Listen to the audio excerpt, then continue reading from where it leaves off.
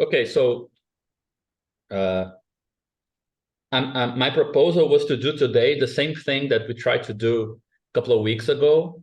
I did that presentation, that first presentation on the history of dogs and other topics. Kidding, like on this idea of environmental logic, right? Pretty much the first meeting we were discussing which concept or which approach to nature was uh, coherent with our work thus far, and at least with an interpretation of it. And then after that meeting, which was very dense, we did a meeting for debating and clarifying ideas and just going over them again a bit. And then I did a second presentation, which was moving from that discussion on nature to a discussion of what is a social environment. And most of that presentation was actually trying to define what an environment is, again, inside or at least in a coherent way with other ideas we developed. And I think it was very productive, but again, very likely that it was too dense. I think it was a bit slower than the first meeting because there was less content to go over. But my idea was to do the same thing that we did with regards to the first meeting and have like a more debate meeting going over the topics of that first encounter and see if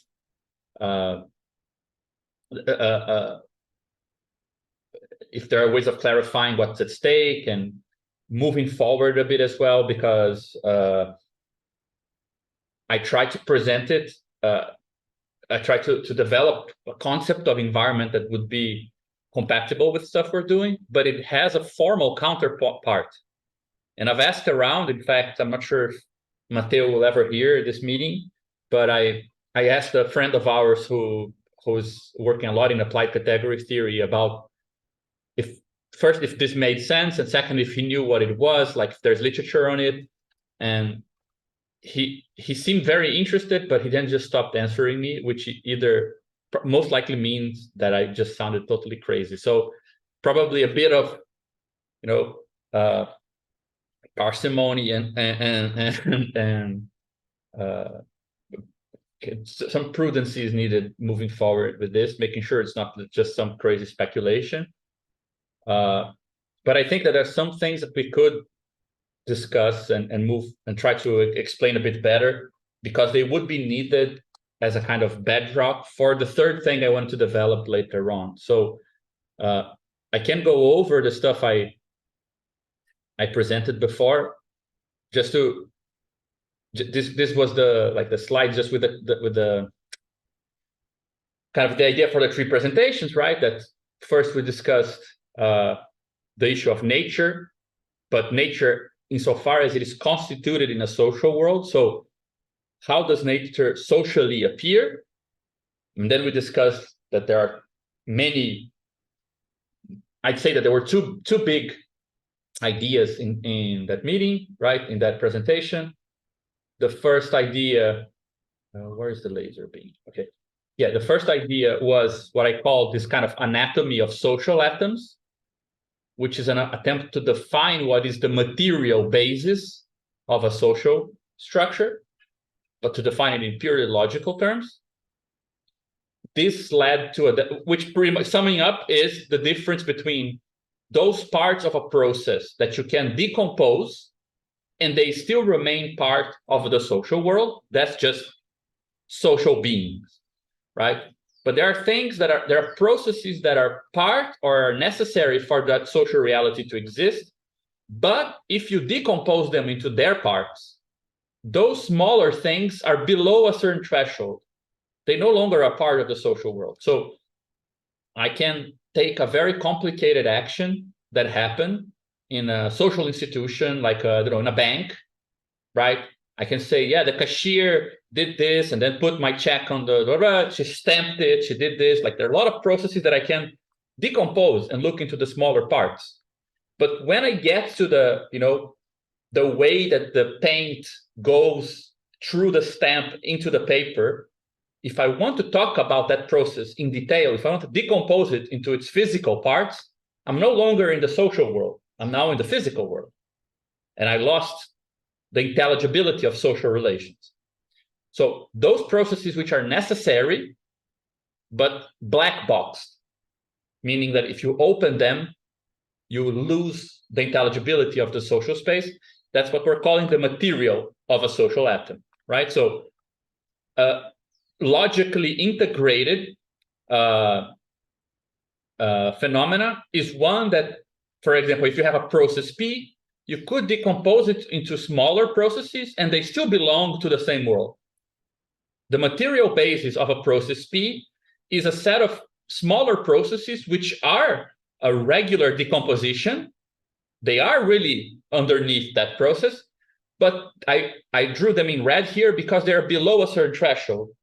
They're no longer coherent with the logical space that they support, right? So you've crossed into a place that remains black boxed to the social world. That was the first idea. And the second was, we're calling nature, with a capital N, the set of all material processes for a social space, right? And we're saying that, well, depending on the logic of that social space, this set of all material processes will appear with a different kind of structure. It will appear like a partner if mode A dominates that social formation. It will appear as a resource if mode B dominates that social world, and it will appear as raw material if mode C dominates that social world. And we try to derive why these are different things and what are the properties that distinguish them. And we spend a long time talking about the difference between raw materials and resources, which is something that usually is just lumped together. And one simple way to say the difference here is that resource, being a classical kind of, being classically constituted and being therefore based on the logic of property, where if you have a closed kind of subset of that space, area that includes its limits, and everything that's outside is not part of that set, right? So it's a closed subset with an open complement. This also leads to a structure where properties and functions tend to be almost another way of describing what that is, what that set is, which means also resources tend to be things that appear as if they have inherent properties. So to treat a forest like a resource is a resource of a certain property, resource of wood, a resource of some function. Raw material is like an open subset in that its actual boundaries, what it actually is, the properties that really obtain in that space, depend on what you construct with that thing.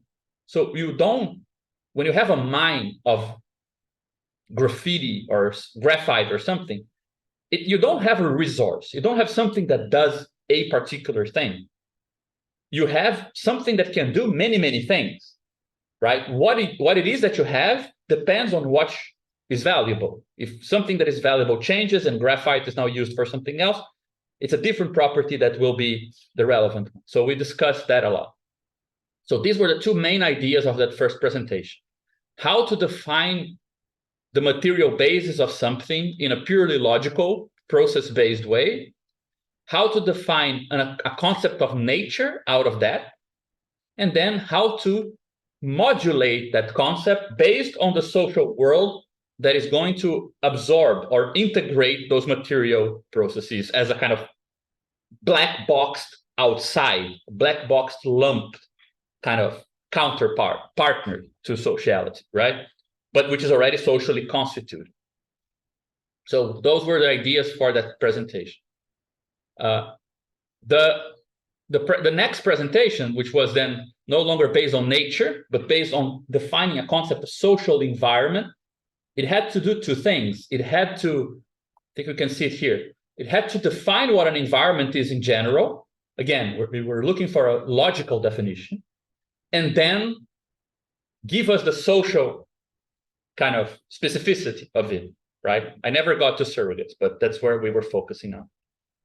And we ended up spending a long time trying to understand what is a good concept of environment, right? It's actually funny because I separated here systems and environments, but I think that once we moved forward with the presentation, it became clear that systems are actually the least interesting of the two things. Even though environments are defined as being the environments of systems, It is the concept of environment, which is the highly non-trivial, strange, hard to define one, whereas systems is the simpler one that's almost too trivial in a way. It's hard to make it into something special. So after we defined a bit what an environment is, we quickly discussed what it means for something to be a social environment. Because I think that there are actually a lot of questions here we didn't discuss, and I would like to try to go into them a bit more. It also is important to do so because the motivation for this second presentation was this kind of insight from Soren Mao's book on mute compulsion, that there is something about the way that power works in capitalism. So let's say the value logic of power that works through environmental change rather than direct violence or, immediate ideological kind of interpellation. So you might be very very aware critically of some description or picture of the world. You might be kind of aware and able to avoid certain violent encounters that through which domination could be exerted on you, and still you're going to find a landscape, a certain environment that is conducive to capitalist endeavors and not conducive to non-capitalist logic. So what does it mean to say you're going to find an environment? What is this environment? Because it's not just the physical world, right? So how do we bring together an idea of value, which is already always this kind of flexible, strangely abstract concept, with the concept of environment, which is meant to be something very kind of the objectivization of some process, right? Like it's out there. So how do we square these ideas together? So that's what I tried to advance last time, but I'm not sure if I managed to get that far, and I'm not sure if it was clear enough. So those were the things I wanted to clarify, because only after we have this concept can we ask the difference between a social environment and a political environment. And once we have a concept of political environment, we can talk about, at least we can figure out what I think today is a good image for what I call communist transition, which is the idea that you have, let's say, a political movement, which is kind of a system of systems in a capitalist environment. And a transition is a situation where you have some capitalist enterprises in our political environment. They become the exception, and doing things otherwise becomes the rule. Whereas today, doing things otherwise is the exception, and doing things in a capitalistic way is the rule. So a transition is a kind of background and foreground inversion, right? Which is not just a perspective shift, it's a material change. This would be, let's say, the objective spirit theory of communism. Like, you want this environment to have such and such properties that it is easier to be a communist than not. That's pretty much how you know you won, right? If it is easier to be in this way rather than going uphill against every fucking instinct in your body. That sounds like a example of something having gone our way. So, but to explain what this might mean and to have more tools to explain that distinction, right?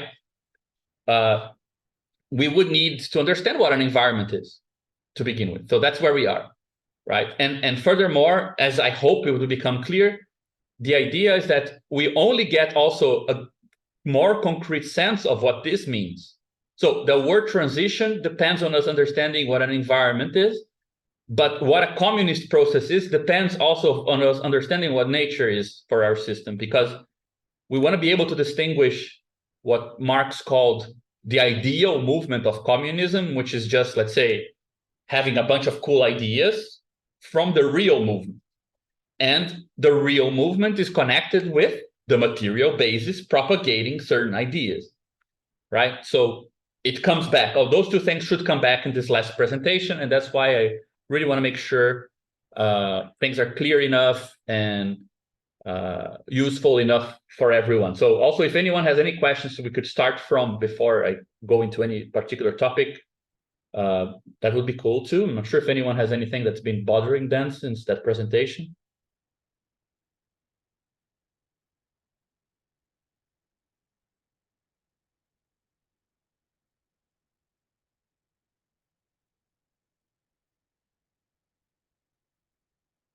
Yeah, I had a question.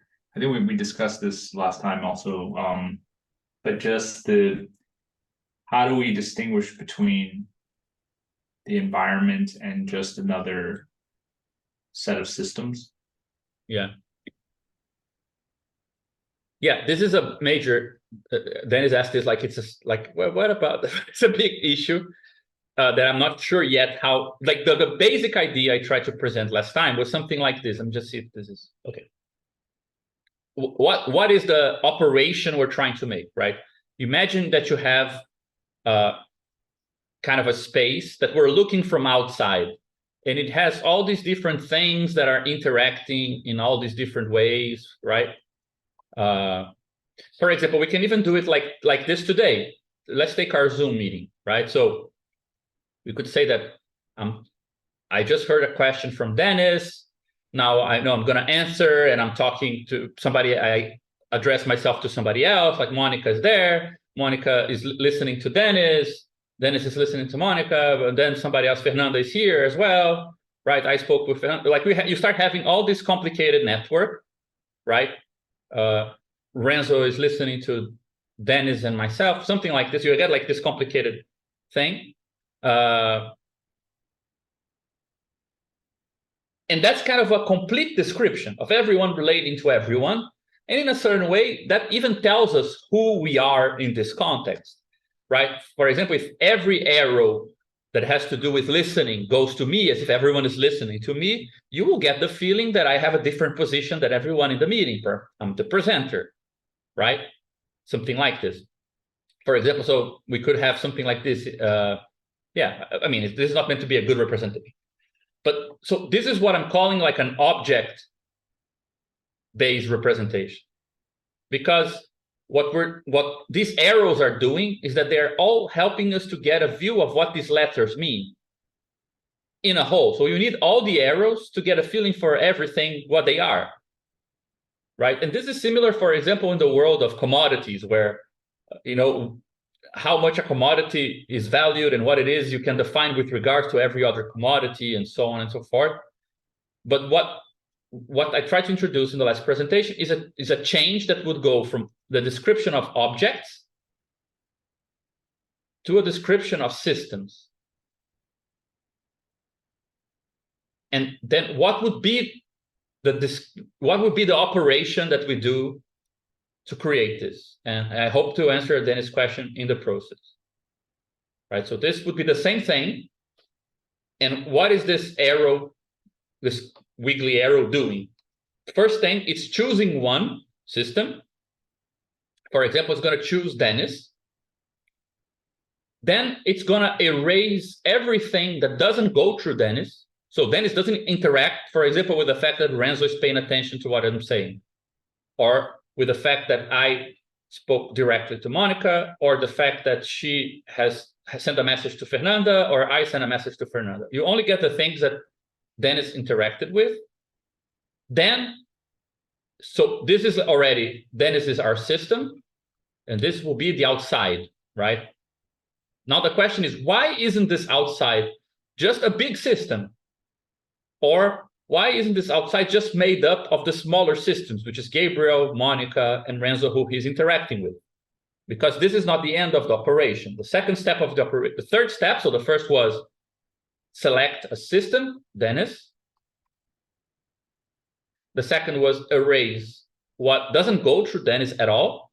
And the third is, which is the most important, is to transform all the arrows into two types. There are only two arrows.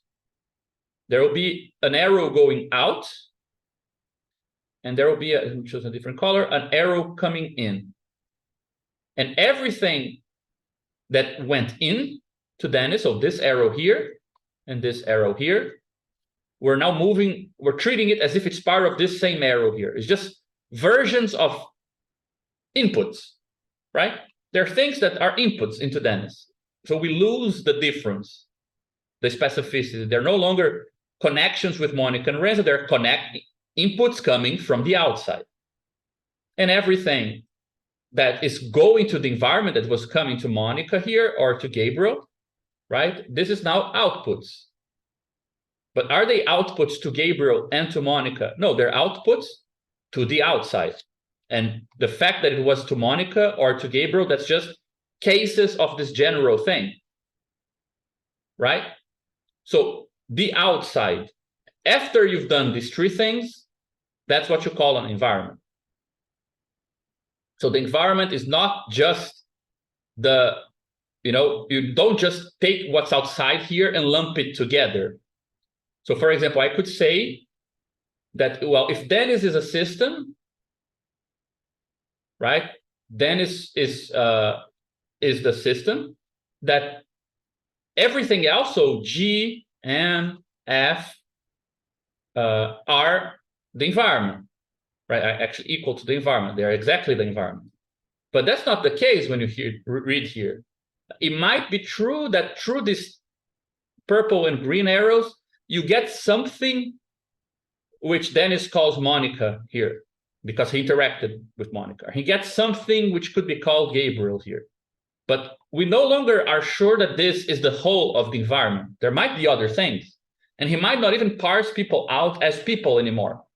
He might decompose that space through new rules, because now he has these two operators to compose and decompose things. So in that sense, there is an asymmetry between what's in here, because you cannot do that with the inside of the system. The inside is this thing here, which we already knew, right? It was preserved. And everything else was warped and transformed on account of D, right? On account of Dennis. So there is an asymmetry between this part and this part. This part here has a determining power.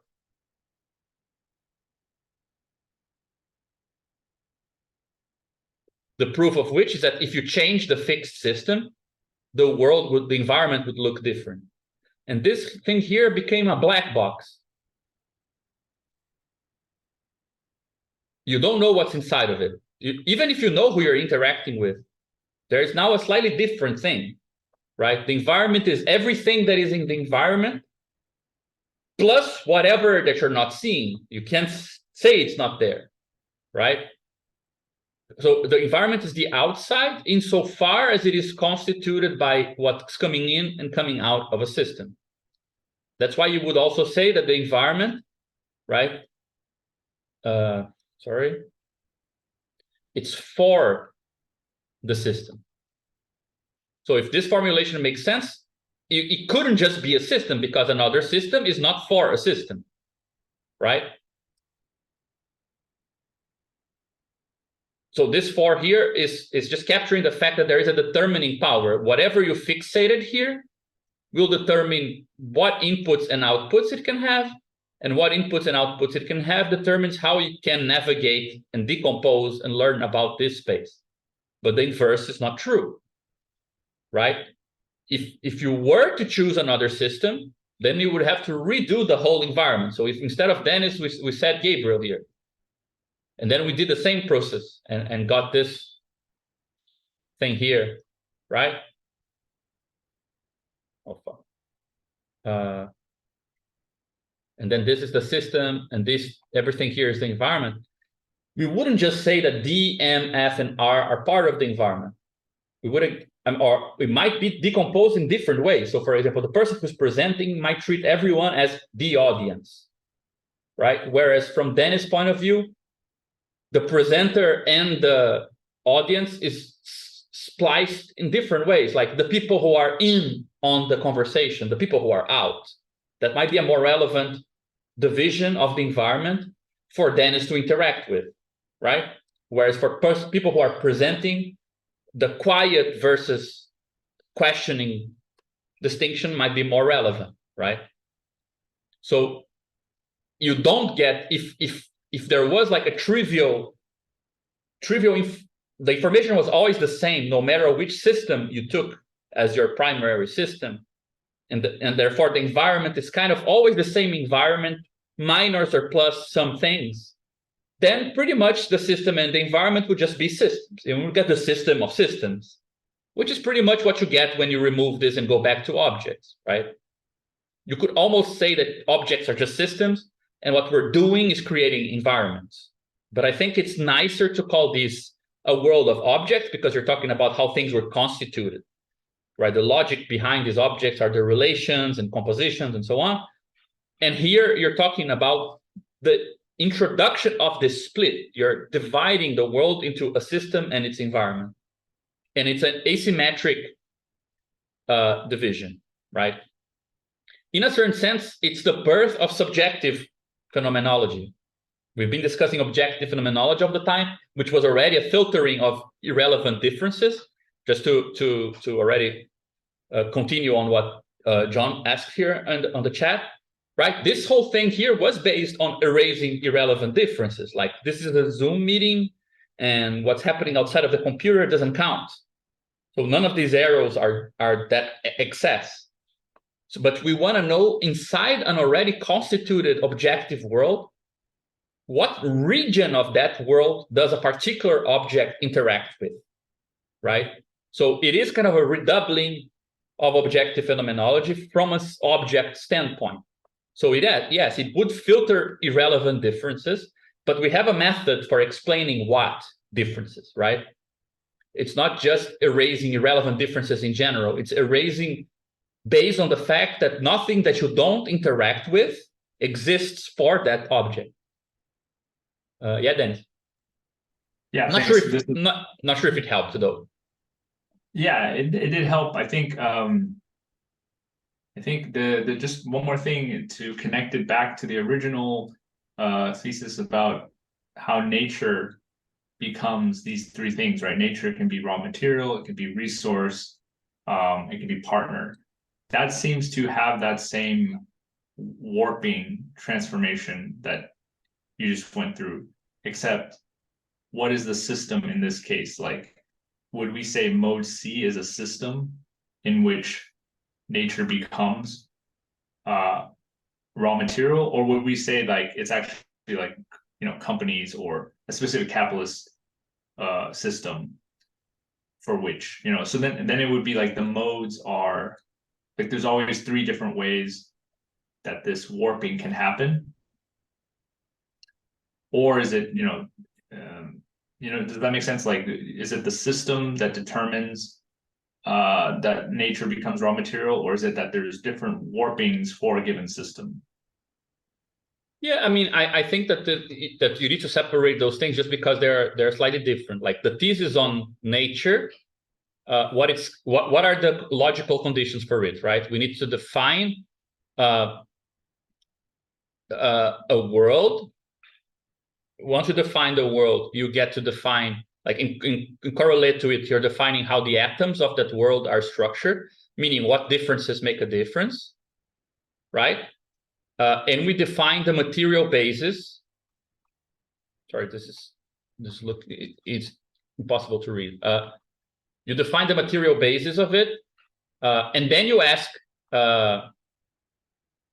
so you have an atom, and then you have the material, which is a different type of threshold, right? We're saying, yeah, this logic here, which is like a mixture of A, B, C, or it's just a logic of mode A, or it's just value, whatever, right? For this to reproduce itself, for this to cohere beyond the regional, and I think that this is very important, perhaps it wasn't very stressed, but just to make clear, like the whole point of dividing these things like transcendental logic, phenomenal logic, atomic logic, and worldly logic, right, as layers or levels, is because they have different reaches and they're promising to make consistent different things. So transcendental logic is just promising to make one context consistent. It's just saying, yes, it is possible to erase some differences and keep others, and say that, well, in this context, only this makes a difference, right? phenomenal logic is already trying to make regional consistency. So it wants to tell you that if you have different contexts, context 1 and context 2, you can make them cohere if you create some invariances, right? Which is kind of like creating money and saying that in the context 1, the bottle of Pepsi was worth this much, and in context 2, therefore, it must be worth the same amount with other buyers and other sellers, right?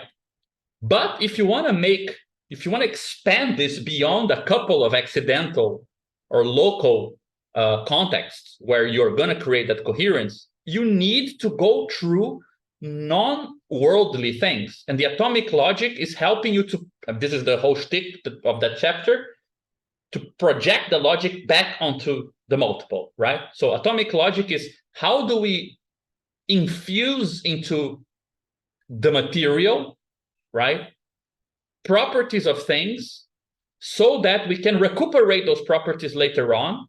Because if we can do this, then there is an unlimited amount of context that we can connect as long as they have the same material basis, right?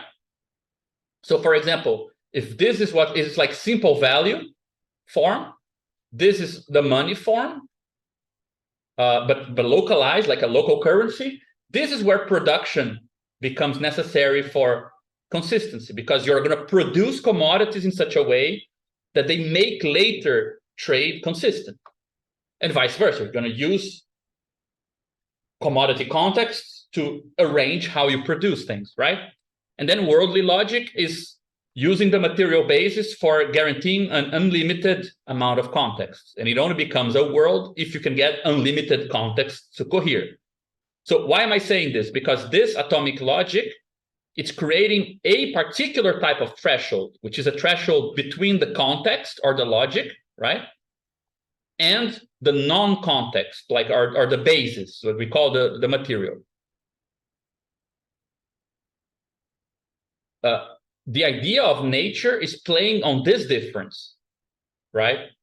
Like we are then claiming based on this, once we define this, we are giving a definition of nature as the sort of, once you create all these different processes, social processes and so on, how do you name all the stuff that they rely on, but they can't really integrate, right?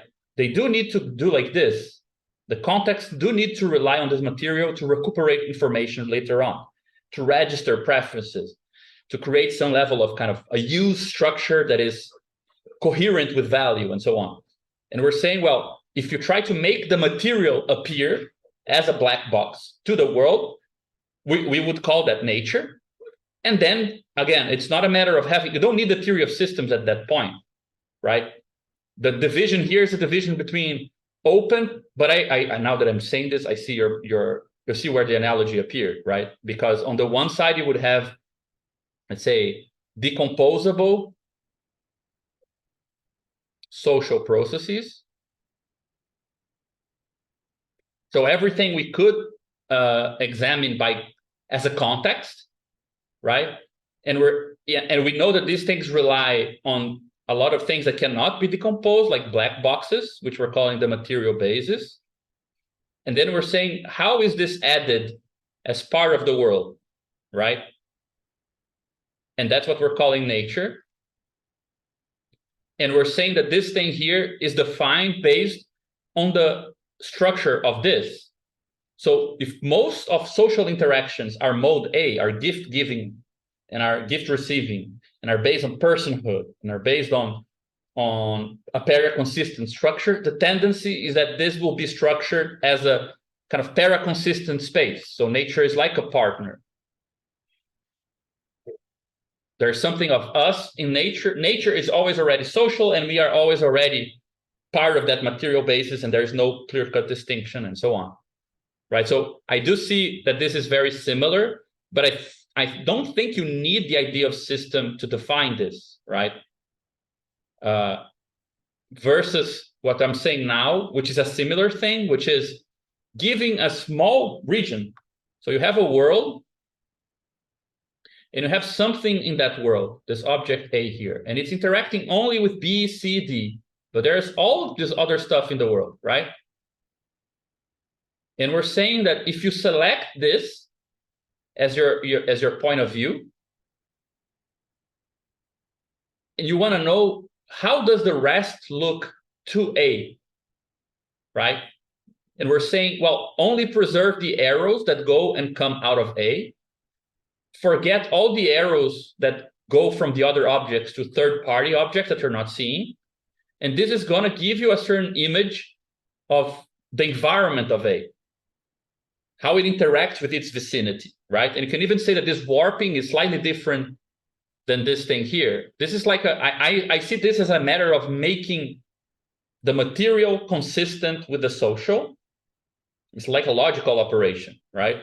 And this here is more of interactive operation.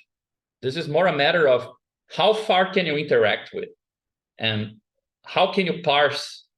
Of course, the two things will relate to each other, right? Of course, if A is a company, we know from this perspective here that given that it negotiates with the world, that mode A is almost excluded from how the company is structured, how it values its actions, that in its interactions with the world, it will treat things as raw material, right? It will tend to treat non-social things as raw material, treat people as workers, see things in terms of value, and so on, right? But I'm not sure if the two things need to be described exactly through the same operations, Dennis. I'm not sure if that makes sense. I actually need help to make that distinction clear also. But does it make sense to say that this is a bit more logical? And this is a bit more interactive. Yeah, I think so. I mean, especially because you can have many systems that treat something like raw material, but we don't want to just lump that into just one thing. Like, I think the thing on the right has more analytic power, because we can actually like zoom into a particular system and not only say like it doesn't say much if we just say, oh, this company treats this forest as raw material. We want to say like in what ways does it treat it as raw material? You know, what are the specific things that it cares about in the forest? So you have that capability with the thing on the right, whereas the thing on the left is more of a like a broad statement about it's a statement about that boundary between material and logic. Yeah, exactly. And I would even say, now that I think about it, there's two characteristics in this part here, A, that are not on the operation B.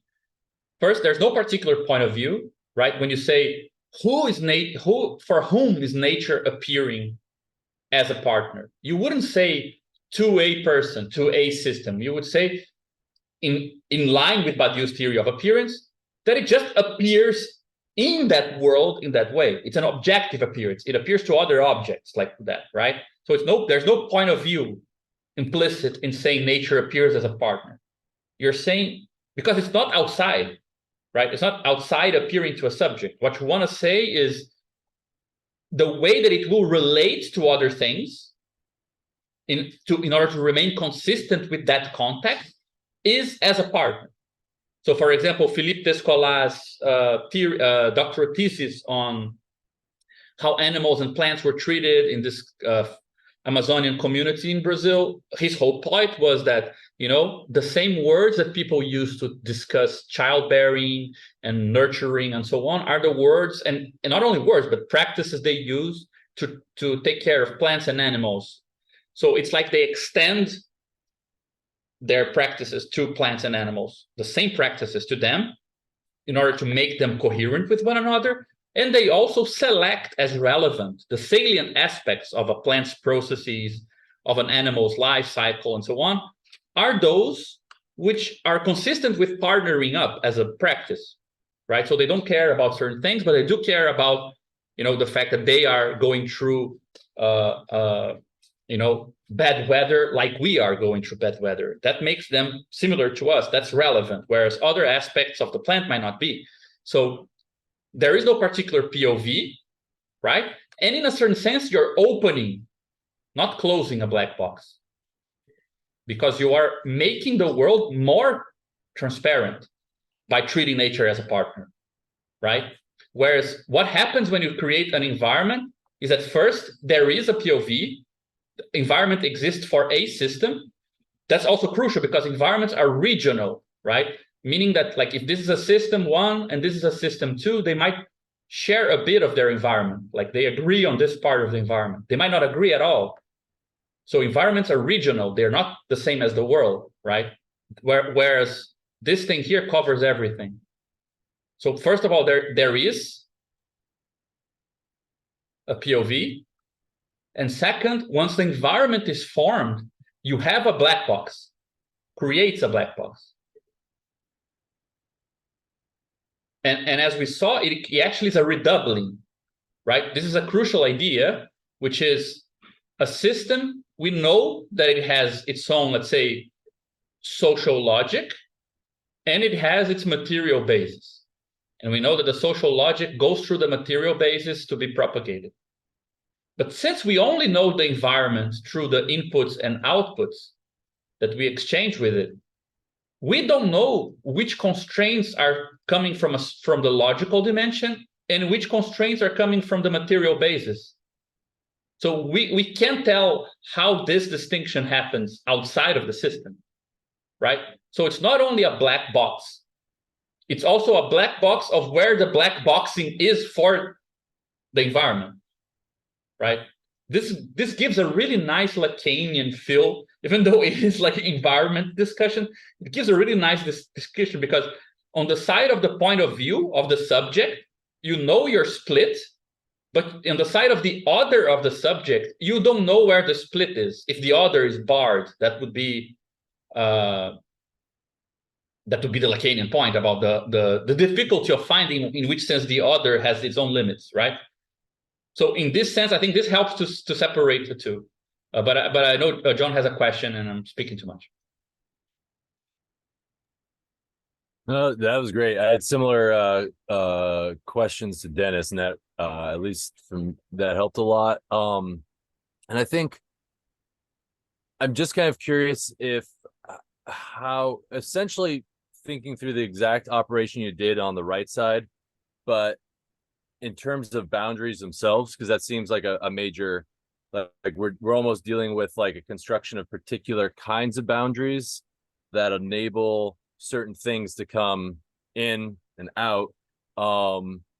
And there also seems to be, if I'm correct, a redoubling of the boundary. Like when we select a particular point as the like privileged point, there's a boundary around that, but then there's the boundary of the environment for that point, right? Is there, how does environment or boundary play into this kind of system? Yeah, just before Renzo jumps in, which I think he probably has good important things to say on this. My impression is that we should not automatically think of this, because this is the transformation we're creating, right? We're taking like objects that interact in many ways. We're forgetting these arrows, right? We're classifying outward arrow. This is actually wrong here. You guys can see that it's the arrows are the wrong direction, but you're classifying inputs and outputs and lumping them together, no longer as exchanges with a other, like A interacts with B or A interacts with C, but now interactions with the other, the outside, right? System is interacting with its outside. And if you want to say that in this particular state, you acted on B, that's fine. That's actually part of how we're going to name the action towards B, right? And if you want to say that that particular input you got came from C, you're just going to call a lump of the environment C. But it might be even the case that you don't want to name them anymore like that, right? So do we need to treat this frontier here as a boundary? Like, I think that at least the way that I've seen this, and from I understood from our previous conversations, the only logic in which a boundary is clearly defined as existing, like there is actually a boundary you can refer to as a boundary, right, is a paraconsistent one. And this is not a necessity, right? If you interact, if this is a system and this is an environment and this is a classical game, there will be no boundary. It will never appear.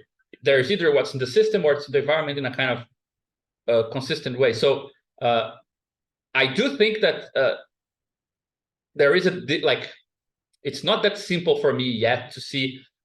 Like, I'm already having trouble just defining what type of weird slice category crazy thing it is to do this operation.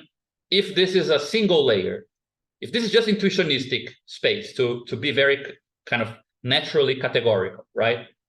What it would mean to transform it in cases where the logic is not intuitionistic, but it's paraconsistent or classical, it makes it even more complicated. And what it would mean to do this when you have the three logics, one on top of the other, I have no idea, right?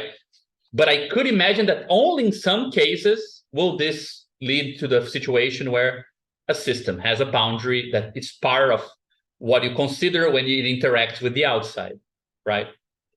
So for example, we can come up with examples, right? So imagine that this thing here is like a team, right? Or a group of people or in a community, and nothing that's concerned, it doesn't interact with this other two in any kind of economic sense, or it's just kind of, I don't know, groups of friends. When you constitute this here, right, as a system, it's true that because these are gift logic, these are affinity connections, that you would expect that the very structure of S is connected with things which are outside of S, right? And that would be an issue. Like, I'm not sure what that means. I've never seen anyone write anything on paraconsistent systems theory, but yeah, I wonder if there's a specific problem that this creates to defining what is an input and an output, because there might be issues, things that come from the environment which are actually outputs, right? Because they are in the frontier. That actually might be what we need to have, like a systems theory approach to psychoanalysis, because that's pretty much what you want to say sometimes, right?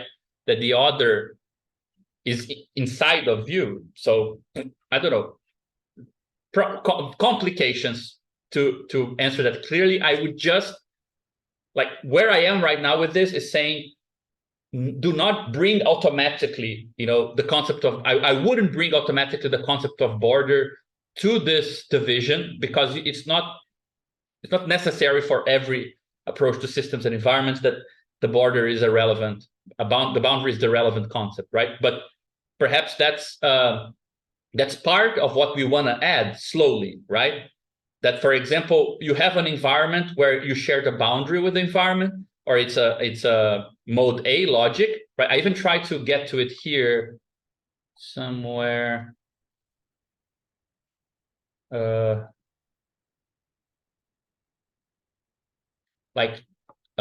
which ways can a mode A lead to an environment, right? I think it's an environment where constraints have implicit norms, right? Because it's outside of you, but you're implicated. You're going to be constrained by the environment of, like, you meet new people. They're outside of you. You don't know anything about them. They're not even your friends, but you're still constrained on how you interact. Why?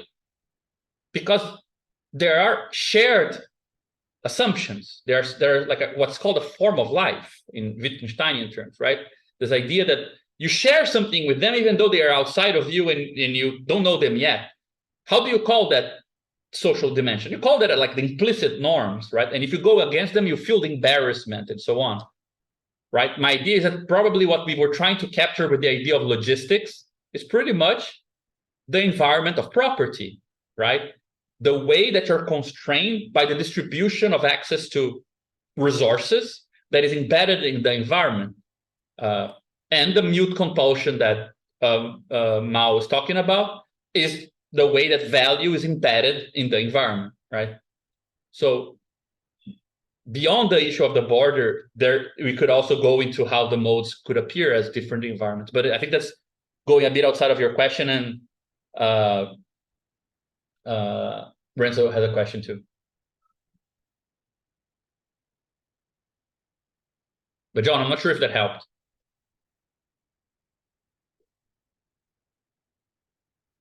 Oh yeah, no, like I said in the chat, it makes sense about not over determining it. But also that outside outputting thing is crazy and I love it. Yeah, that's really crazy, isn't it? Yeah, imagine. Uh, yeah, I mean, I'm trying to organize like what I'm trying to say, but I think the first thing is it feels to me that it's like this two perspectives. To me, it makes sense. It seems everything like compatible to, because I remember the time we discussed logics of world, like the whole objective phenomenology is compatible with perspectivism, right? It's like the objective phenomenology is in the end is the sort of the product. It's like a compatible product to the sum of all perspectives of each, the sum of all situated perspectives within a world, right? You Yeah. gain objectivity to the extent that you can sort of like, you have invariant structure that sort of like remains the same true across perspectives, right?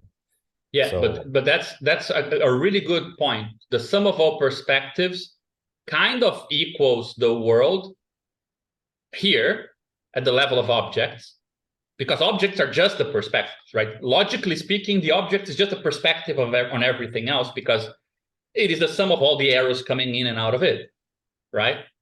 But on the side of systems, that's not true, because you lose the idea of world when you get the idea of environment. Like, so just think of this, right? You selected a system, which is a company. A particular company gets to interact with some suppliers, with some employees, with certain unions, with the government in a very kind of indirect way, and so on. Well, its environment is made up of what it interacts with, under the constraints of its own composition. And I think that's a really nice definition of what we did here. I think it's actually quite an elegant way of saying, when you want to describe this, is to say you filter the world through an object's composition, right? You took the object's structure and you said, let that be the filter for what exists, right? So is there a necessity that the world seen from the point of view of different systems, that environment, which again is not made up of the objects in that world, the objects disappeared under the environment, right? They're like homogenized and transformed by the fact that now everything exists for a system. Does the information you get from every environment, does it need to compose back the world in a coherent way? I'm not sure. I don't think it does. So yeah, right, the sum of all environments might not be the world. I'm not sure, but at least the question is interesting, right? Yeah, I think that tells you about the structure of the world, right? Like I mean, and then I sound a bit like a broken disc, but like if in IIT you have like the very idea of higher order composition is about that, right? When you have the possibility, you have two perspectives and the existence of the joint. So you have a perspective A and a perspective B. If you have a certain kind of composition that allows you to say that there exists a perspective AB, then that means that you sort of like you're allowed to scale up in an intrinsic way and get to see more than A and more than just the sum of what A and B. So I agree, like it's not given that you have AB as a perspective, right? It depends on the system. There's I think a weaker point is that it's not as equal to the sum, but every perspective is compatible to the world. So every world you can always go down from the objective world to any perspective.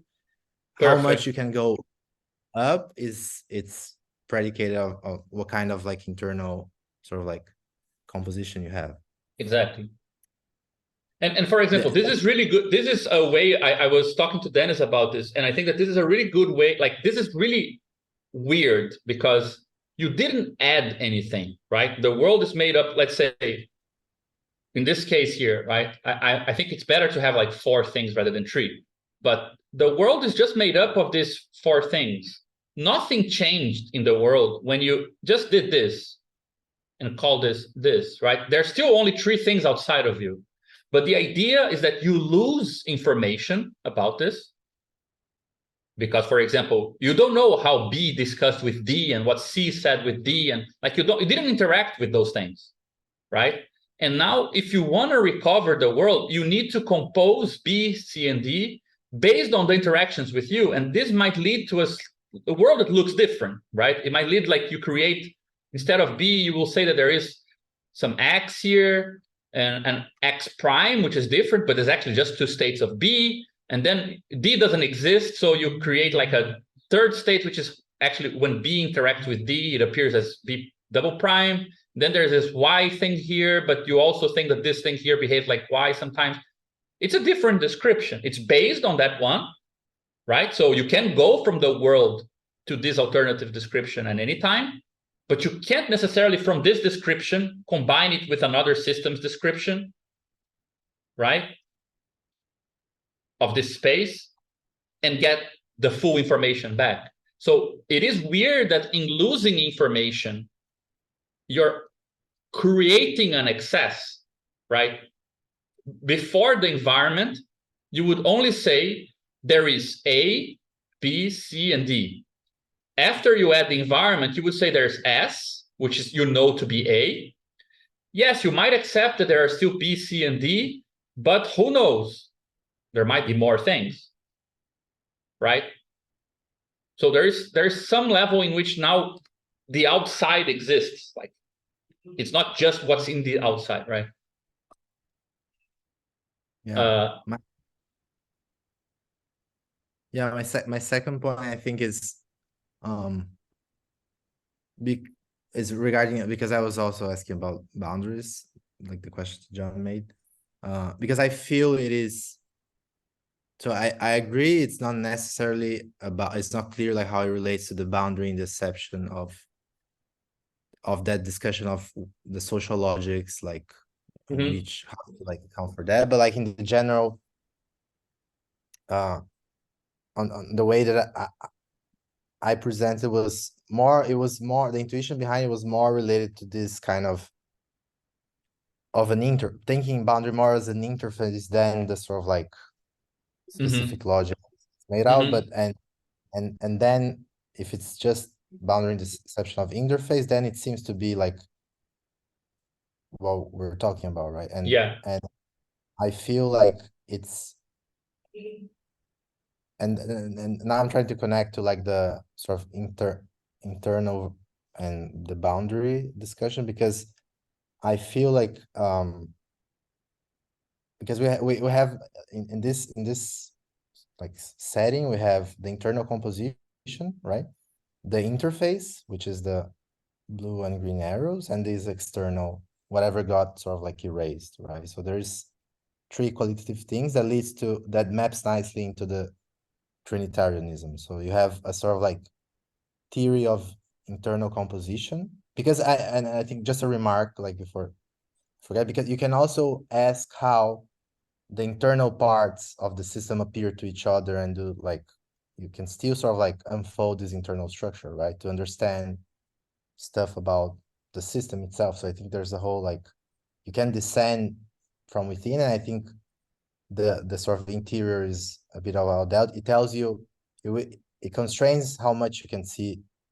Like it's a theory of organs also, right? But this was missing, right? The fact that, let's say, you actually have you can have self arrows, right?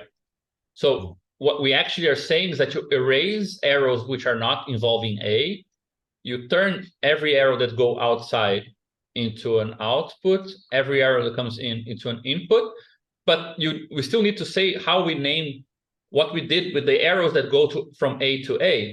They should remain, right? Yeah. I mean, if you decided to say that you're taking a system not A but AB, then you just already start from something that had like you could do the whole process like by getting AB and then you get the in and out arrows, and then whatever is inside. So the self arrows plus the arrows across A and B, it would be the sort of interior. But and then if that's so, it seems that you have a theory of like you have this how the internal composition relates to this interface, which is this sort of interaction dimension, and then intelligibility seems to, I think, to me be the given like your internal composition and the structure of your interface, then what can you say it's true about the world? Is like this sort of jump. It's not like, because you start from like saying that you don't know what the exterior is, but there is, I think, a loop whereby like the fact that you're composed in a certain manner and you get certain sort of like you sense and produce effects in a consistent way, it tells you something about what the world outside is about, right? So that's how you close the loop, and sort of like you break solipsism. Yeah, there's no solipsism. Yeah. So Yeah, I mean, I think that in the simplest way, we should just say something like, at the most basic level, what you're adding is a different grammar to describing something, and that grammar, it obliges you every time you want to describe another object other than a system, it needs to exist or be, you can speak about it through what you do to it and what it does to you. But you're still there and you still get to say real things about it, right? But they will be constrained by the fact that you now have these two chopsticks, the in and output chopstick, to capture it. And only the things that come with that will be like, that's the language, the system language, right? Right, but isn't there like I think an extra step, which is sort of like, how do you go because you have the interface, which is like you highlight everyone you sort of touch directly with your arrows or that touches you. But I think there's an extra link, like, for example, you have face detectors in your brain, right? You have like specialized sort of face cortical areas. And then you have this sort of like interface, which is, say, your retina, right? So you have this pyramid that tracks faces, and you touch, like light touches your eye, and then you interact with like a person. There's something about the structure of this interface plus your face thing that sort of like allows you to go, I don't know how to say that, but like to go beyond the chopsticks, to like say, do an extra level beyond the world out there. I don't know if that makes sense. Like yeah, but I think you're already, I mean, we just create, the only thing we did to a world made of rocks is to say that we're only looking to a small part of that world of rocks and seeing how it interacts with its environment, and saying, well, what exists for this rock is the things that are around it, right? Like the way in which, like what we call a sensor, it already implies more than that, right? Or when we talk about retina already, and the capacity to process that and recognize something and then build on top of that invariance. Like there's so many additional layers they're not part of this very basic transformation, right? So intelligibility here would mean something very poor. It just means that the world is sliced in such a way that if you're true, you can have like more, you can use examples with more complex structure. Like, yes, if you're interacting with the world only through a social network, then it's true that everything that exists for that profile is what comes through, its feed or whatever.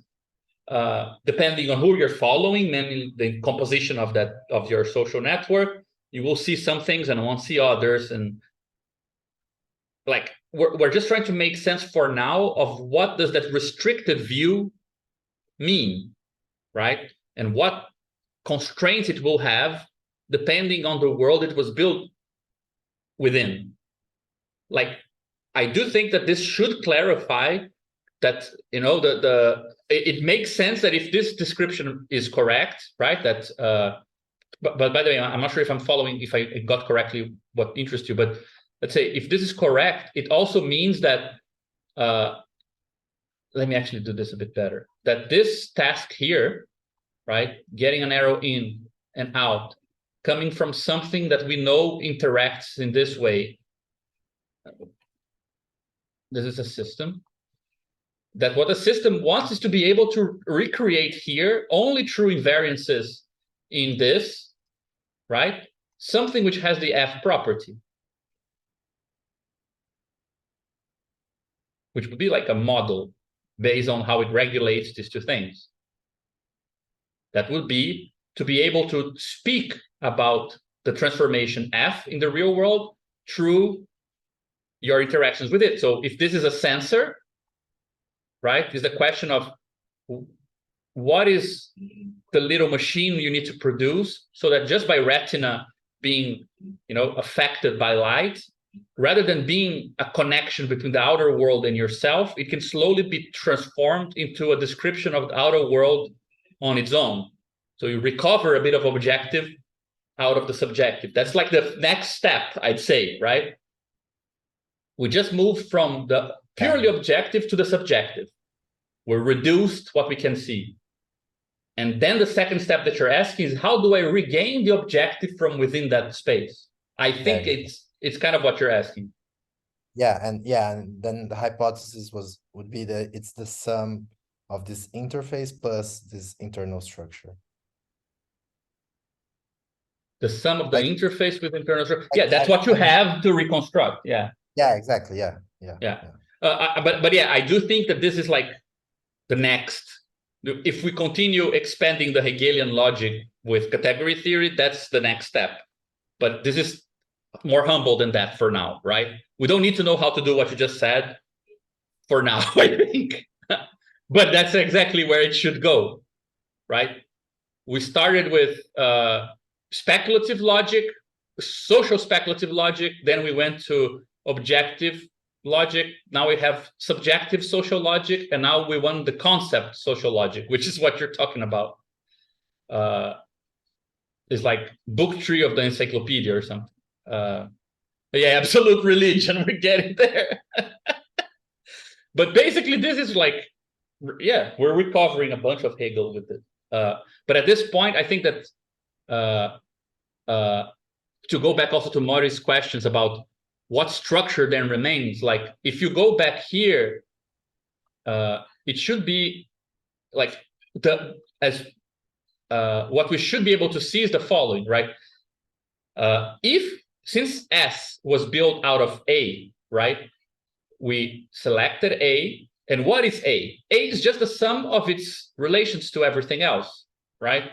Or not the sum, but the composition of all those relations. Well, were A to be different, meaning were it to have other relations, then the system would be different, and the way that it interacts with the world would be different, and then the environment would be different.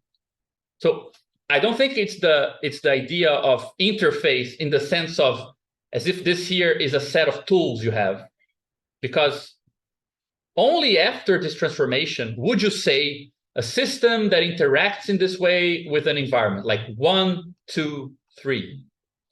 In the world of objects, 1 through 3 are happening at every point, right? Because relations are constituting objects, which are constituting what's outside, and it's all the same. So I think that the idea of interface makes sense to me, but I do think that it's probably clearer, like with further specification of this construction in the direction that I was just telling Renzo now. At this point here, I think the best way to look at it is just as a covariance. If you change how the system is composed, this changes the interaction with the world, which changes how the world appears, right? These 3 things are connected. That's as far as we go. It doesn't need to be like, and it's true, in this sense, there are a lot of different possible interfaces, but the system is the interface almost, right?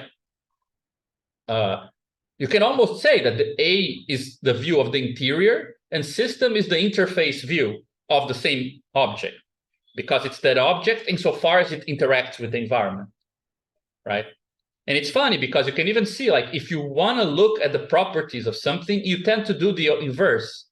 Forget about the system and how it interacts. It's interacting in a weird way. Let's go back to the object and see what it is.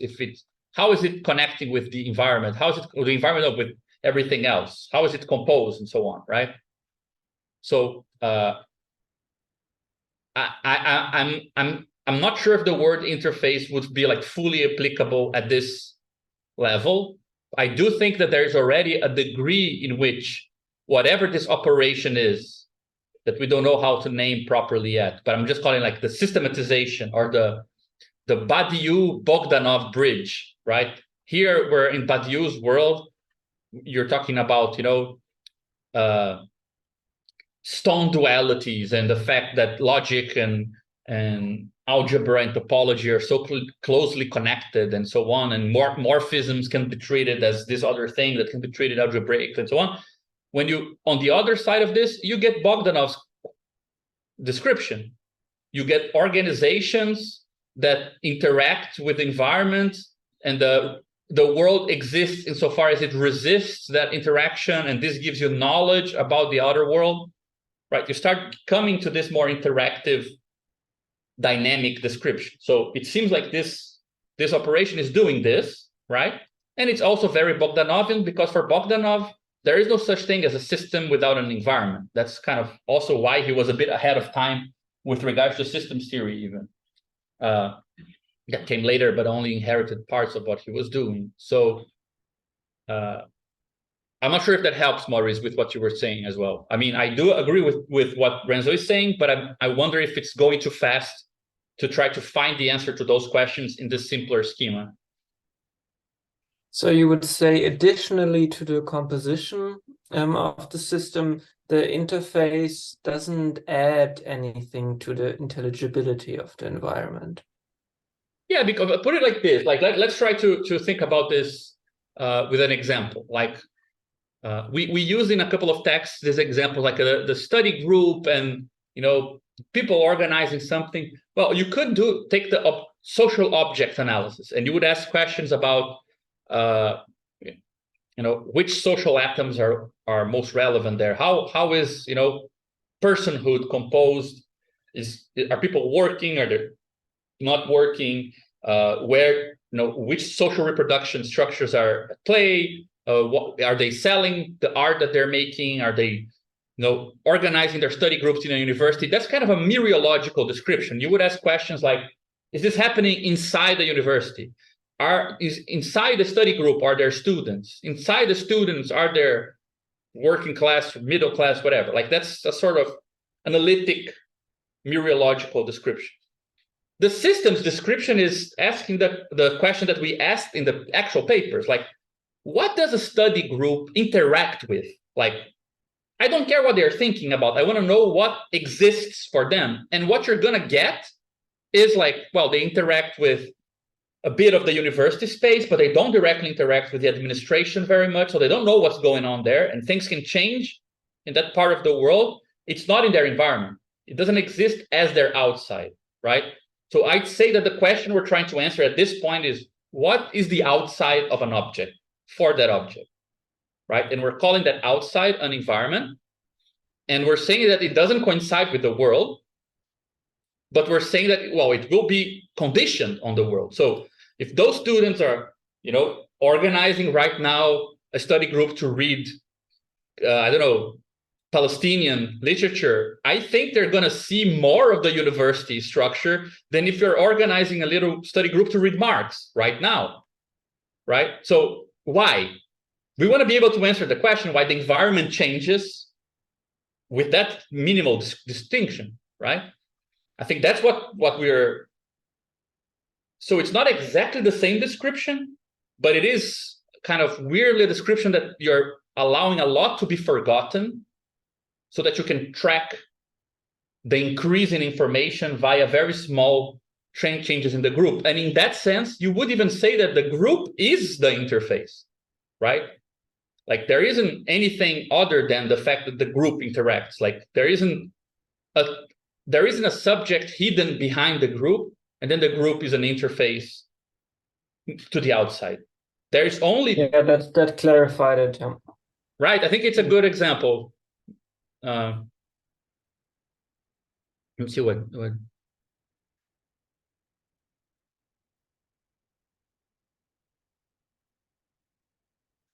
Yeah, I think what John is saying here also about how to talk about this, which makes a lot of sense, formally speaking. But so in this way, what we want to say also is, and this is what I think was where I didn't do a good job last time, is we created a kind of quasi object, which is the environment, exactly as Dennis asked in the first question. Like, but is the environment an object? Not exactly, right? The environment is kind of a weird complement of this system, and you can create objects out of the environment, but the environment is not itself a object. Like, for example, how would you describe that thing we just said, like how the world appears to the study group? Would you call the set of all things that appear to it a object? That study group probably wouldn't. It would call it the world. It would mistake it for the world, right? It would say, yeah, but the institution is against us, and that's because of capitalism, and so on and so forth. It would quickly make that jump, right? It would quickly go from, let me see if I have a simpler picture. Yeah, it would quickly go from this, which is what it gets to interact with, to the limits of this, and say, potentially generalizing, like, yeah, they're coming after us because the world is like this, like that. Because you lose track of this difference, right? As you said, creating an environment is kind of black boxing a bunch of things and lumping them together and losing information about them, right? But that's not necessarily a bad thing. It's just, let's say, looking at the world from that system's point of view. So it doesn't look to me like what we're constructing isn't so much an object, so much as that reduced world, that reduced kind of adversary for the system, right? It's interacting partner in a way. And I think that asymmetry, the fact that it's not a object, a system, it plays a very interesting role. We can really examine this in detail and how this works in many ways. For example, one thing that it does, which gets in the way of good conjuncture analysis, is that because the environment is a black box, you can't tell what your adversary does because, or doesn't allow you to do, because it has power or because it is impotent. So if you ask for something and you don't get it, do you know if you didn't get it because they didn't want to give it to you or because they didn't have it? Right? Is it coming from the material basis or is it coming from the social logic? Was it not given to you? Was it denied because it's coherent to deny? It's the law. You're my competitor, or whatever, right? Or I don't like you. Or because it wasn't there. It's not in the power of the other to give it to you. You can't tell those things apart right away. So that's the first kind of mystification process. Because you don't have direct access to those arrows. You can only recompose those arrows via interaction. I've asked many times, they never got it, even when there wasn't their interest, therefore they don't have it, right? So you create this sort of, we can explain the origin of a particular type of mystification that gets in the way of producing certain analysis, because we know that the moment that you create a point of view, a systemic point of view, you're losing information. That's the good trade-off. It's a good and bad trade-off that you need to do. But on the other hand, this also helps to explain why a social system based on making sure environments have a certain coherence, more than systems, which I think is Soren Mao's argument about how value organizes its coherence. And we do have good arguments for why that's the case. In the first presentation, I tried to show that there is a sort of interesting resonance between intuitionistic logic and a lot of material processes, physical processes, which are they're full of margins, they're fuzzy, they're entropic, and so on. This is not a problem for capitalism, because value is very at home with having to bargain with constraints. So it would make sense that capitalism is the logic, or value is the logic that is most at the home immaterial constraints, which is the contrary for the state. The state is it's classical. It's trying to create limits which are cuts, separating the inside from the outside. But nothing in reality, or very few things in reality, are naturally like that, right? If you put basically to put like a sign on the grass saying "Don't step on the grass," you need to step on the grass. It's already a physical problem. Aristotelian logic is not necessarily good with those situations. And if you want to create a wall to separate people from the other people, the wall exists. So you need the question of who's going to build the wall, and things like this. They get in the way of the state logic, which is just to border up, enclose, and so on. So to fully rely on the world to propagate state logic through the environment is less likely, which is why it's essential to the state to have the monopoly of violence. Violence acts on systems, right? So to keep systems in line, because you cannot trust the environment to do so. So we can actually explain why value is very, very well adjusted to be propagated through environmental constraints. An environmental constraint being something that you receive not from a system, from a interacting object, but from the space of objects that you interact with, as if it's like a precondition of that space.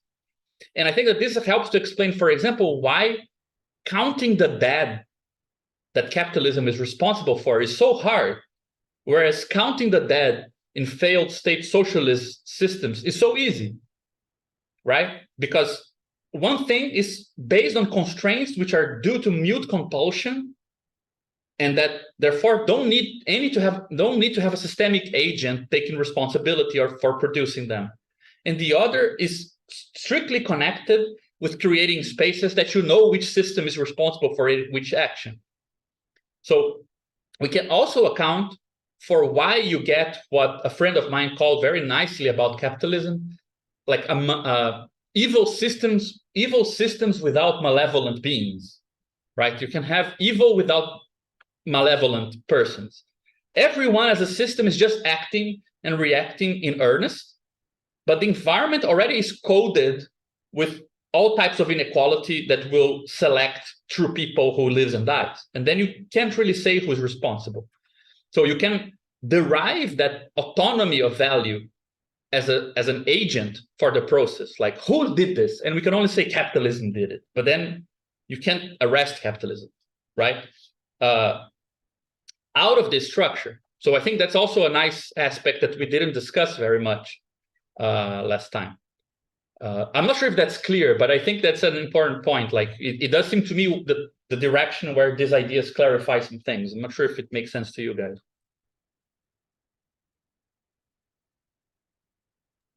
Yeah, I mean, I think this is an important point politically, because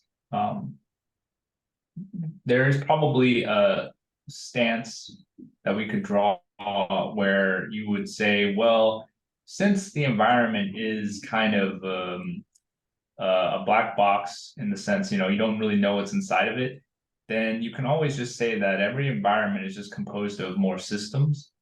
And therefore, if you want to change things, like to say that mute compulsion is kind of this wandering violence that cannot be attributed to any system can just be a approximation, and just because you don't have enough information.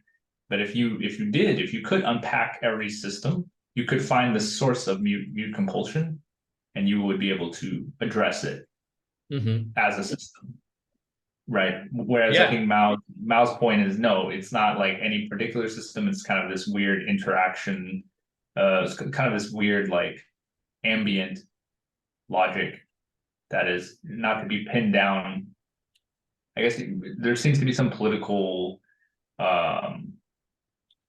choice to be made, whether you think the violence can be pinned down ultimately to a system, but it's like hidden from you, or if that violence is always like a emergent thing. I think that there is something. I mean, we can be more specific about it, because There's an issue I'm skipping. I need to go back to in a bit, which I really think it's important for us to have clarity over. I'll go back to which is the issue of affordance, but let's just not forget for a second that the operation is you had, let's say like, just like this, A and B, right? You still get the difference between system and environment because now these are like different arrows, and you might decompose the environment now into a bunch of new objects, which are not really recognizable as parts of B. They're only recognizable from the standpoint of S, which is interacting through inputs and outputs, right? So the way that you decompose an environment doesn't need to match the objects that were there. So there is a difference between saying, if I were able to look back at the objects that were there, would I be able to find the source of everything? Yes, of course. Nobody's saying that there's a ghost called capital who is ruling everything, right? But from the situated standpoint of a system, will you be able to reconstruct that information by just taking the objects that you decomposed and recomposed and synthesized through an environment? Most likely not, because these objects are all filtered by this object structure. They're not just highlighting everything that is relevant for the system as a whole, right? And where does that come in as a relevant thing that's connected to Marx, which is, if these are commodities A and B, we know that from the standpoint of use value, right? The definition of value for Marx, one of the first definitions of actually of value is use value for others. Meaning that if you want to look at how much an object is valued, don't think how much is valued for you. That's not going to give you the use value of it and give you any insight into the world of commodities. You need to ask how much is valued for others. So what does that mean? When you decompose the capitalist environment into companies, into bosses, workers, suppliers, and so on, you're not just decomposing it into systems, right? You're decomposing the environment into X and its environment, Y and its environment, Z and its environment, meaning the others of your others. Because if you want to ask a capitalist why they did something, they're not going to give you the answer, which is because I wanted. I'm actually like a cartoon villain, and you found me, right? They're going to say, no, but this is what is needed to compete, right? So even if you decompose the environment into smaller systems, you need to decompose it into the systems and their environments, because you're doing things that have use value for others. And it's that otherness which is guaranteeing the coherence, right? And if you want to have a clue about this, the simplest clue, just think about money like a dollar bill, right? Like, how much can I rip this bill and you would still use it? It's not determined by whether you think that dollar bill is ripped enough or not. It's determined by how much you think a third party looking at the dollar bill would say it's ripped or not, because that's what's going to determine if they're going to accept it from you, right? And what's going to determine the third party's reception of the note? Is it still valid or not? Their capacity to move it along, right? Like, that's the only distinction between a counterfeit and a real note, is that the real note has all the needed signs to guarantee that whoever you send it to, they can send it away. So it's embedded in the note that it has an environment, that it's made for others, and that it's compatible with an environment. So you can make the test. See, when the moment you're going to decide, I cannot rip this further, or I cannot draw on this note further, it's not determined by your opinion. It's going to be determined by the opinion you have about a third party's opinion about a fourth party. You can see, like, it's a practical experiment you can do on objective, crazy phenomenology stuff. And that shows that when you decompose your environment, you decompose it like every other has its other, right? So that's the first thing. Like, that's an argument against saying that you can just always redo this as if it's just a bunch of this that you're not seeing, right? The environment, there is such a thing as an environment. because there are properties that are only legible if you take into consideration, and if you don't just reduce the environment back to a bunch of other systems, right? And then there is the other thing which I think goes, that helps with this, which is the idea that how do we name this distinction, right? The way that I would name it, and I've been following like just this whole discussion on environmental cognition, and it's also used in evolutive biology a bit as well, is that we already said the environment exists for the system, right? So what is the name, like in our little logic here, when I have like a piece of B, B1, B2, and we say that they are parts of B, or you can decompose them out of B, what I would say is that they exist as B, right? What's happening here is that objects exist to some degree. How do we name the existence of parts of an environment? We name them affordances. So it's not existence. It's what that existence affords a system. That's how you decompose it. That's why it's not going to be the same thing. So even though I started with the same object, once I treat it as an environment and I start to see what is relevant and what is irrelevant about this object, about this environment as I interact with it, you're no longer going to simply answer questions of the term, does this part of the environment exist? You're going to answer questions of the type, does this type of the part of the environment afford me that interaction, afford me getting to this place, afford me this information, right? So it becomes an existence for the system.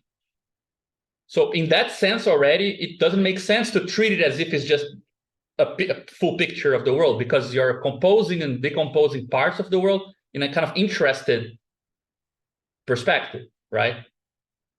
And in that sense, you would say that mute compulsion is this kind of constraints on what the world or the environment affords you, right?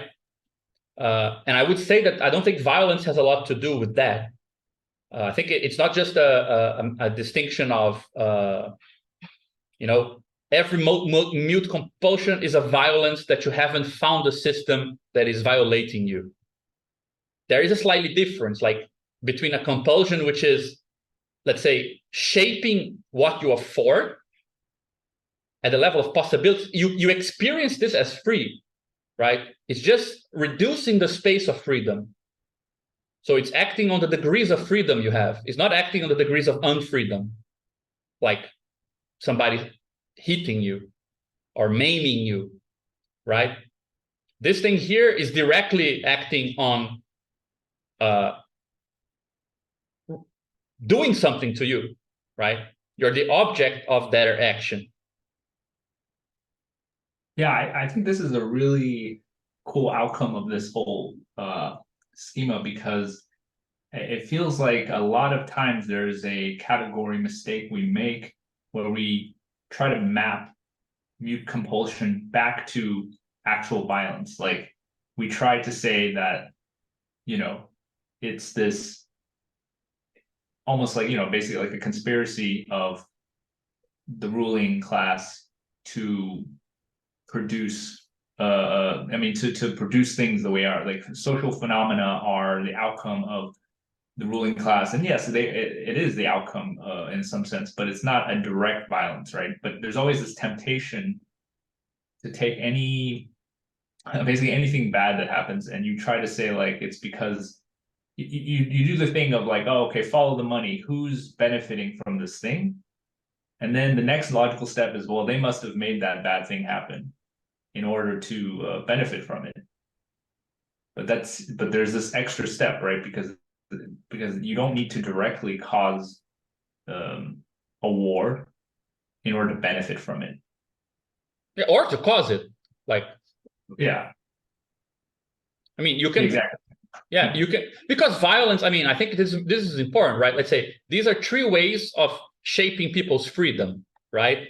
This is reducing your freedom. I think the degrees of freedom actually is in every one of them, right? So here you do get reduced freedom, but you reduce it by getting a kind of a wrong picture, right? Or a model, right? You're going to interpret what comes in and what you can do and how you relate to yourself in the wrong way.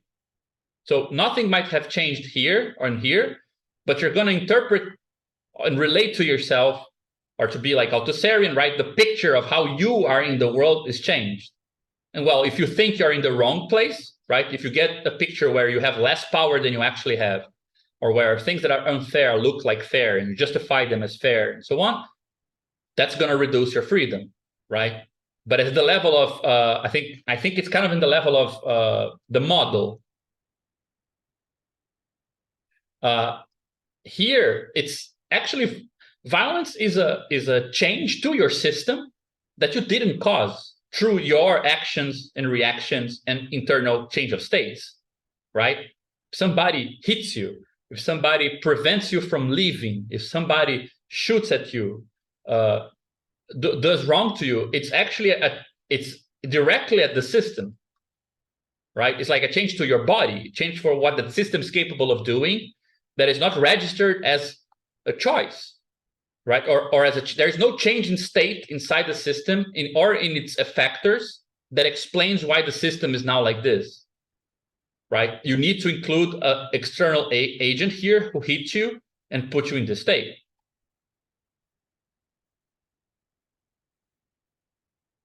Something like that, right? So it's not a matter of pictures and a matter of models. It's a matter of changes to the system itself, right? So here we would put like model. Here you would put like systems support, right?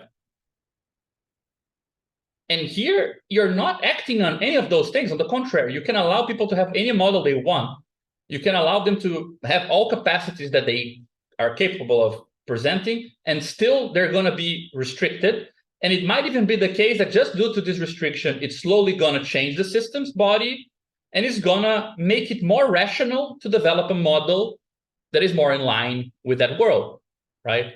So you can get like ideology that you would say is through interpolation and through false consciousness or whatever you want to call, but you can have just democratic materialist ideology, which is, yeah, it's true. It's easier to make reason about the world if I assume everyone's, liberal. That does make it easier, let's say, in some places in the world. And then you act in that way, right? So it can actually affect those other two things as well.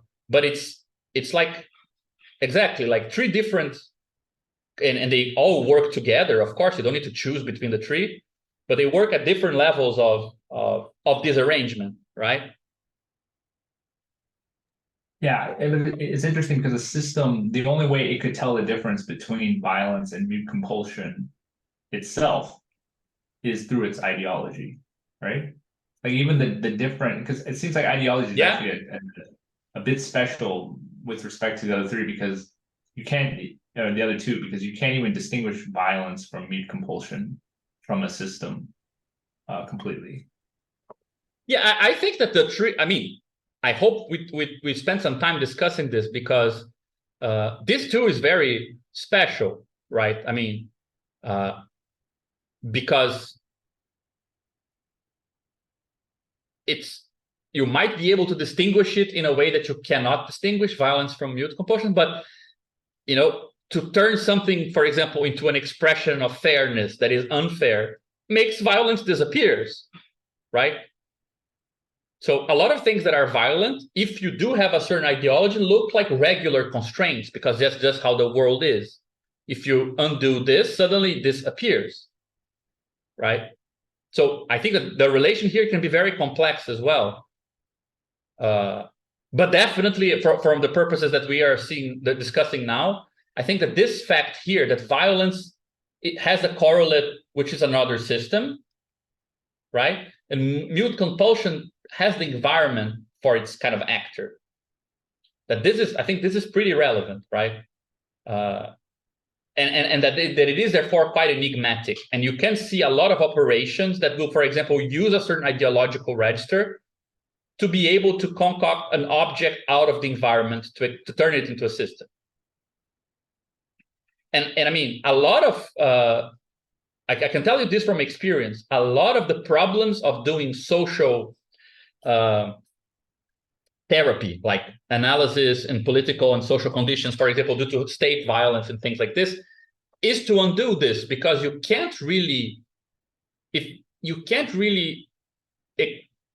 develop a response to something that comes from, for example, structural racism, right? So there is a policeman here, and there is racism as a much more structured thing here.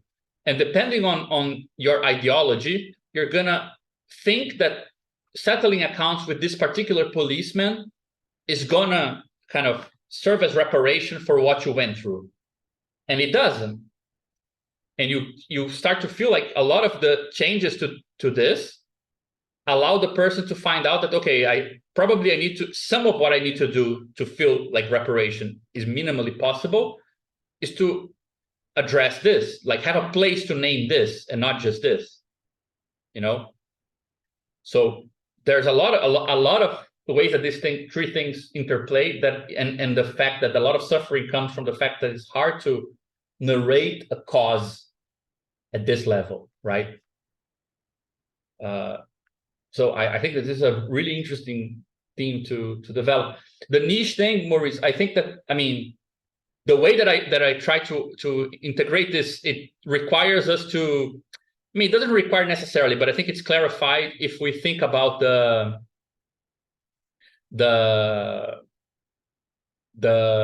three modes, right? But I think in my example, I just had one. Like a niche would be something in the world. In this case here, I imagine like you're a foreigner in a new city, you can go many ways, and there's a sign that you know how to read, right?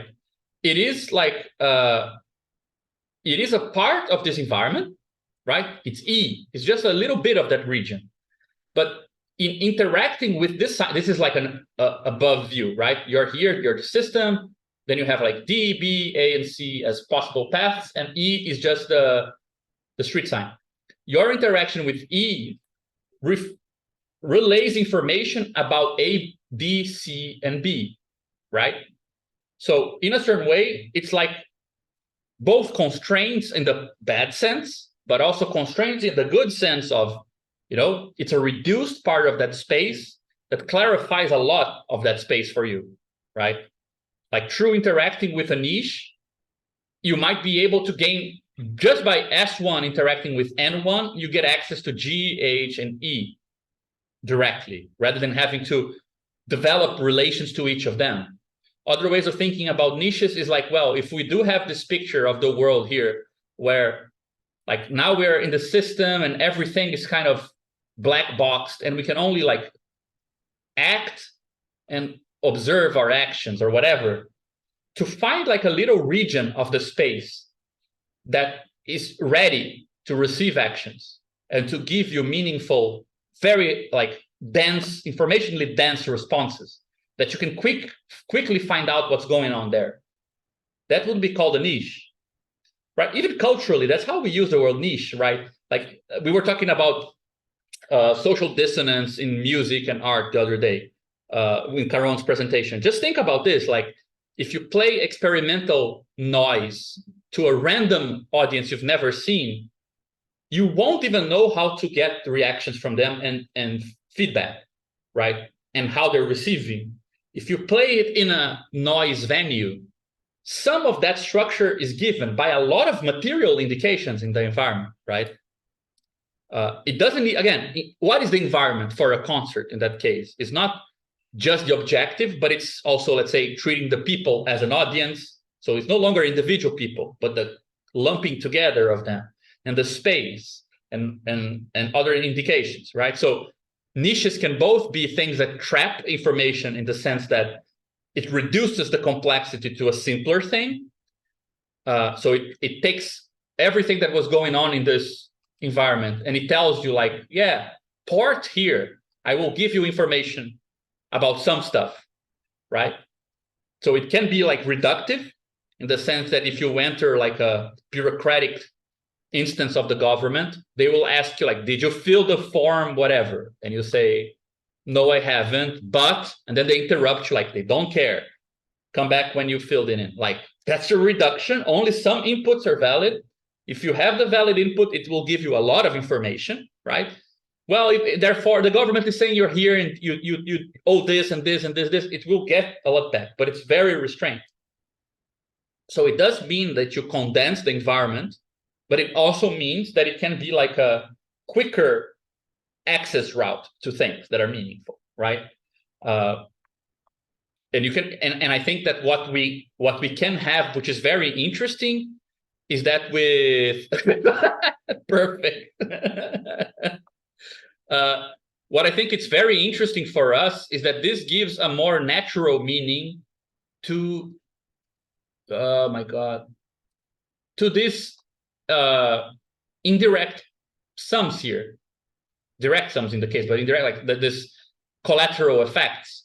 We always talk about the main modes, right? And how the three of them are connected, but we rarely talk about this kind of more consistent, but not necessarily full pictures that we can get, right? From for example, banks. Banks are very much leaving mode A outside and just being places where you have laws and capital.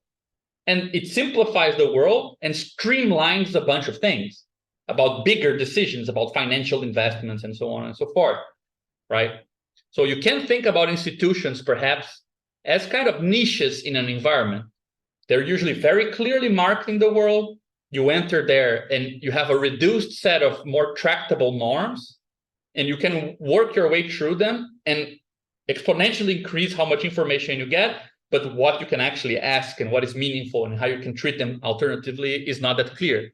That also would explain why they are the best surrogates for environments. When you ask who is to blame, you would go to the banks, you know, the police, which is segregating communities, you know, and things like that. The elites, which are clearly like groups defined by their monetary power, things like this. So you can think about this big environment as like this environment for a system, and then you can imagine it populated by things you can see, their affordances, and niches which are like very dense, affordable spaces, right? Like they are meant to be like a good trade-off in a way. Yeah, you can only give us this type of input, but on the other side, we give you all this information about where you're standing, right? I would even venture to say that it's very likely that anthropology, economy, and sociology study niches. They don't study the social world, because they pretty much study, you know, the interaction of the state with mode A, the interaction of commerce with peoples, and the interaction of money and law, because these are more consistent things to study than to study the social world. But I know that sounds true, but kind of, yeah, tragic. I think somebody raised their hand, and then I just... Yeah, I mean, I had more questions on the niche, but I think Renzo and others had raised their hand already. Yeah, I had like but it connects back a bit to what I was trying to like raise before. Just I made a diagram to see if it's connects or not. Can I share it quickly? Sure, just a second. There you go. Because I mean, to me, I'm trying to understand how the boundary as a social logic versus the boundary as the more general way I normally talk about relating in your sort of like model, and to see if you think this if it makes sense. Like if we were to follow like, so like you start from the world, right? And then you were defining like the system and the in arrows and the out arrows. Then what I was thinking is if we use like the way we we know that there are two negations, and Yeah. in graph one, you go to the inside, the negation, you end up here, right? While if we operate under the pair-consistent negation, the You get negation, yeah. the closure, right? So, Yeah. so the negation, instead of being just like the complement, is the interior of the complement in this case, and here's the closure of the complement of the system. So you end up getting your negation, you end up getting inside your own negation. So that's why you have a boundary in power consistency. So while here, like what connects you to your negation, to what's outside you, is just the arrows. But is this right? Or is this wrong? No, then you would have, yeah, this is right? It's right. And here you would get, so you end up getting qualitatively, so I thought just that it was interesting because you end up getting different definitions of environments. Like in one case, you get this sort of picture of the world, and in this you get this case in which you're sort of like more imbricated, right? You sort of like you get the qualitative distinction between interior and boundary if you operate under a pair consistent negation. But if you don't, then you get empty boundaries, which is like just this in and out arrows. Yeah, let's take an example. Let's take an example. I think it will help. Like, I think that you touched on something really good. Just think the difference between a company talking to a supplier, organization talking to its base through an assembly. It gets the intuitionistic and the paraconsistent. Like an assembly, is it in the organization or is it in the base? Right? The base is in the environment of the organization, but the assembly. Sorry, is an assembly? And a company talking to a supplier. Right? I think the supplier is here, right? And the assembly is here. Like, just think of the assembly. It really fits this.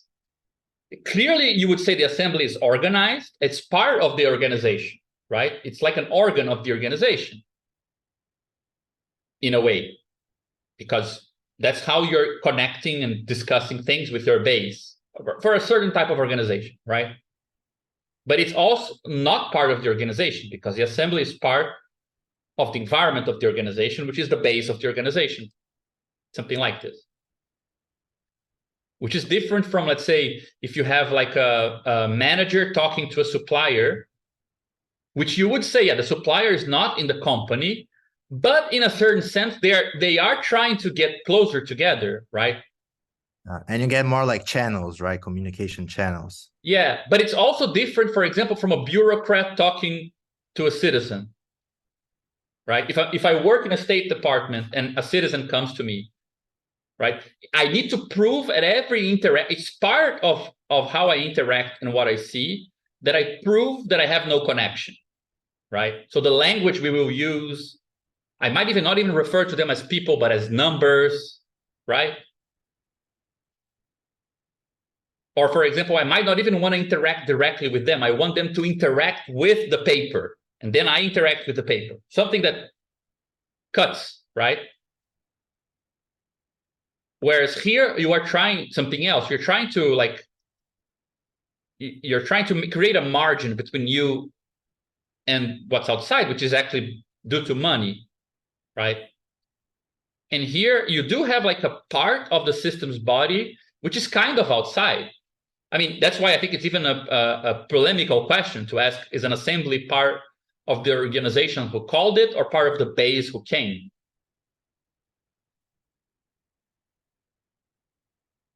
But I feel like that those would be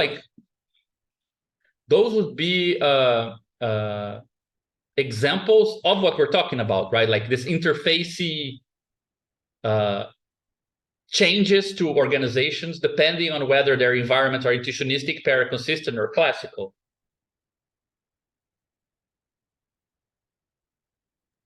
Yeah. So, but doesn't it all, so it's, I think, yeah, because I think it's cool, because depending on like the setup, you end up with qualitatively different definitions of environment, right? In one, you get like this thing, Mm-hmm. and in the other you get this sort of like new part which you wouldn't get otherwise. So Yeah. like this Yeah. distinction becomes a qualitative distinction, and here you don't have it. So I think it's also interesting. No, that's very interesting. Yeah. No, Cool. this makes total sense to me. Yeah, I think the one thing here is you guys already covered it a little bit, but the difference between intuitionistic and classical should be more fleshed out, because in both cases it's not like a tangible, it's less tangible what the boundary is. In the classical, there's like no boundary, so but in the intuitionistic, you have the property that the negation of the negation can include the original system, but it's not necessarily the original system. Yeah, Mhm. it would be like this, right? Yeah, I mean, maybe interpretation is in the case of the supplier and the company, it's like if you call a meeting with your supplier, you still have kind of the upper hand on the supplier because they are, Mm-hmm. it's like it's not a neutral meeting. Yeah, it's true. Selling and buying, I mean, as two of these arrows here, they already show it's not a neutral thing, right? Yeah. Yeah, there's an aspect of like force or Yeah, I mean, I think that's what the margin that we're talking about is. Like, well, you don't know how distant the two are. It depends on what happens, right? If they come and they need to sell you at any cost because they're going bankrupt, it's almost like it's not an outside meeting. It's like almost like you change your state because you get to set everything, right? There's no resistance, right?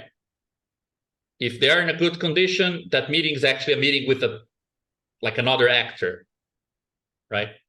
I mean, actually, now that we think of it like this needs to lead us to open game theory, right? Because this is the right logic that they use, and this is the basis for an open game. yeah. So we need to refine. Yeah, formally, the connection should appear at some point. And there's also the thing that this should be incomplete and this is complete. So like I wonder, like I don't know what's the interpretation, but like there should be always the possibility that something was left out in some sense, right? You don't know. From this interaction, you don't get to reconstruct the full picture, and I wonder if like that's what searching for like the economic rationality of like looking for new boundaries to like you're always trying to squeeze out like new stuff that you lost in interaction. Yeah, I mean, I think you don't even need to go that far. Like if you think about STP, we've been talking about the possibility of interpreting what we do as being more work-based than rules-based, right? Like, for example, when we say participation in STP is conditioned in an intuitionistic kind of way, it's like an open, fuzzy participation.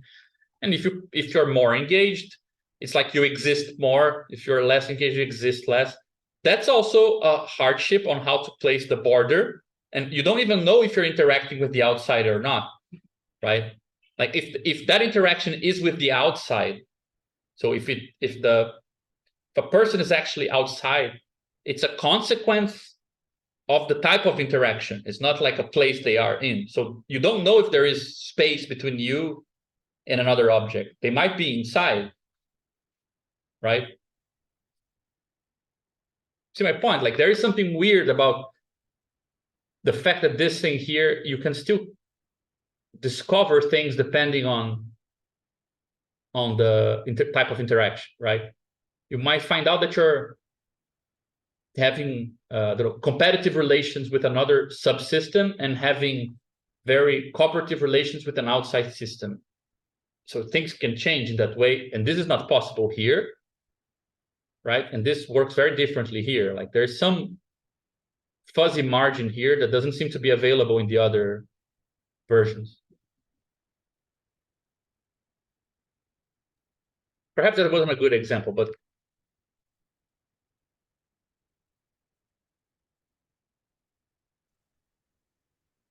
Maybe you can get also the three structures of psychoanalysis. The what? Like Oh, sorry, it was just like that's like that's the most hardcore afterthought I've ever seen. like a neurotic and no, it doesn't make sense. I don't know if it makes sense, but I was just thinking like because you get different concepts of outside, right? But Mhm. yeah, I don't know how to do the link. Yeah, I would yeah. I would say this looks more neurotic. This looks more well, anything that's not neurotic, even though that's not easy to distinguish, but definitely, you know, that the other is kind of inside as well, not just outside. That's a very relevant category for psychoanalysis. But it's assumed in every type of social of a subjective structure.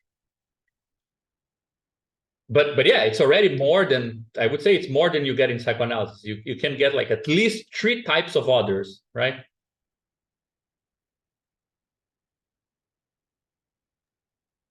Yeah. So so you see, like at least for where we are right now. I mean, there's one thing, two things I think are worth saying that I'm still trying to work through. One is this idea of how to, like I mentioned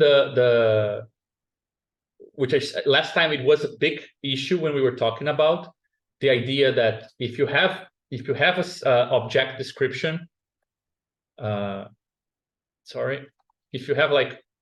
if you move to this systems versus environment description, even if before you knew what you had in the world,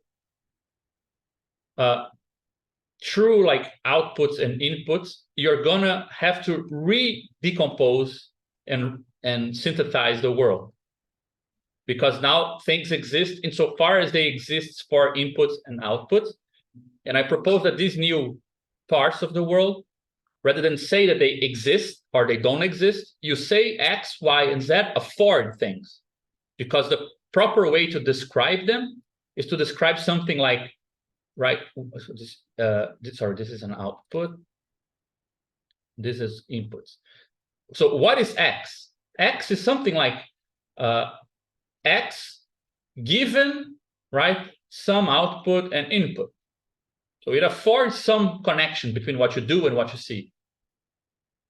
And it can stay there or whatever, and that's, so you can increase this list, but these actions and observations and so on, or whatever you want to call this type of interactions, they are the matter out of which this thing is made, this part of the environment is made, right? So this is like an affordance, something that the world allows you to do, right? Or to see, or to extract information from. And this is not the same way that we describe here, because B is made of little b's, B1, B2, B3, C is made of whatever. You can think about C and B as an upper product. And you would call these whole things, this mereological structure, just the things that exist, because they don't exist for A, right? A also has A1, A2. So this is like a qualitative distinction, right? And then we're saying, once you have the concept of affordance, you can define a niche being some section of this environment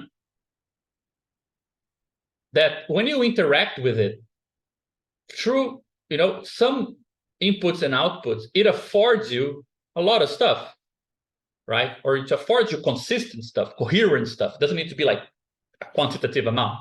It can be just the fact that X and then Y, which it also affords, these things are compatible. So you start your interaction with X, then your interaction with Y, they are consistent with each other. It doesn't change. Like at one time I looked and it was blue, then I looked, it was red. No, I looked twice and it was blue both times, right?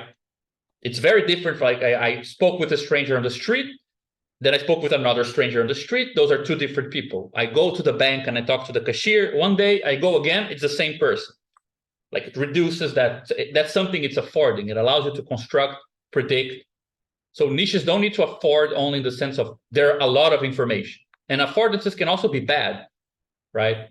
affordance can be like a wrong information, or it affords you to die. That's also possible. But niches have this this kind of capacity to facilitate intelligibility, right? There or coherence, so they will kind of guarantee internal coherence that you don't need to put into things. They will give the coherence themselves, right? But then there is a third thing which I didn't talk about, which is, I think it's different from a niche, because for me, the niche looks like a passive thing. And I think that this other thing starts going towards the direction that Renzo was interested in, which is, say that in this environment, you also have this other thing. Like if you interact with it directly, it doesn't do anything necessarily.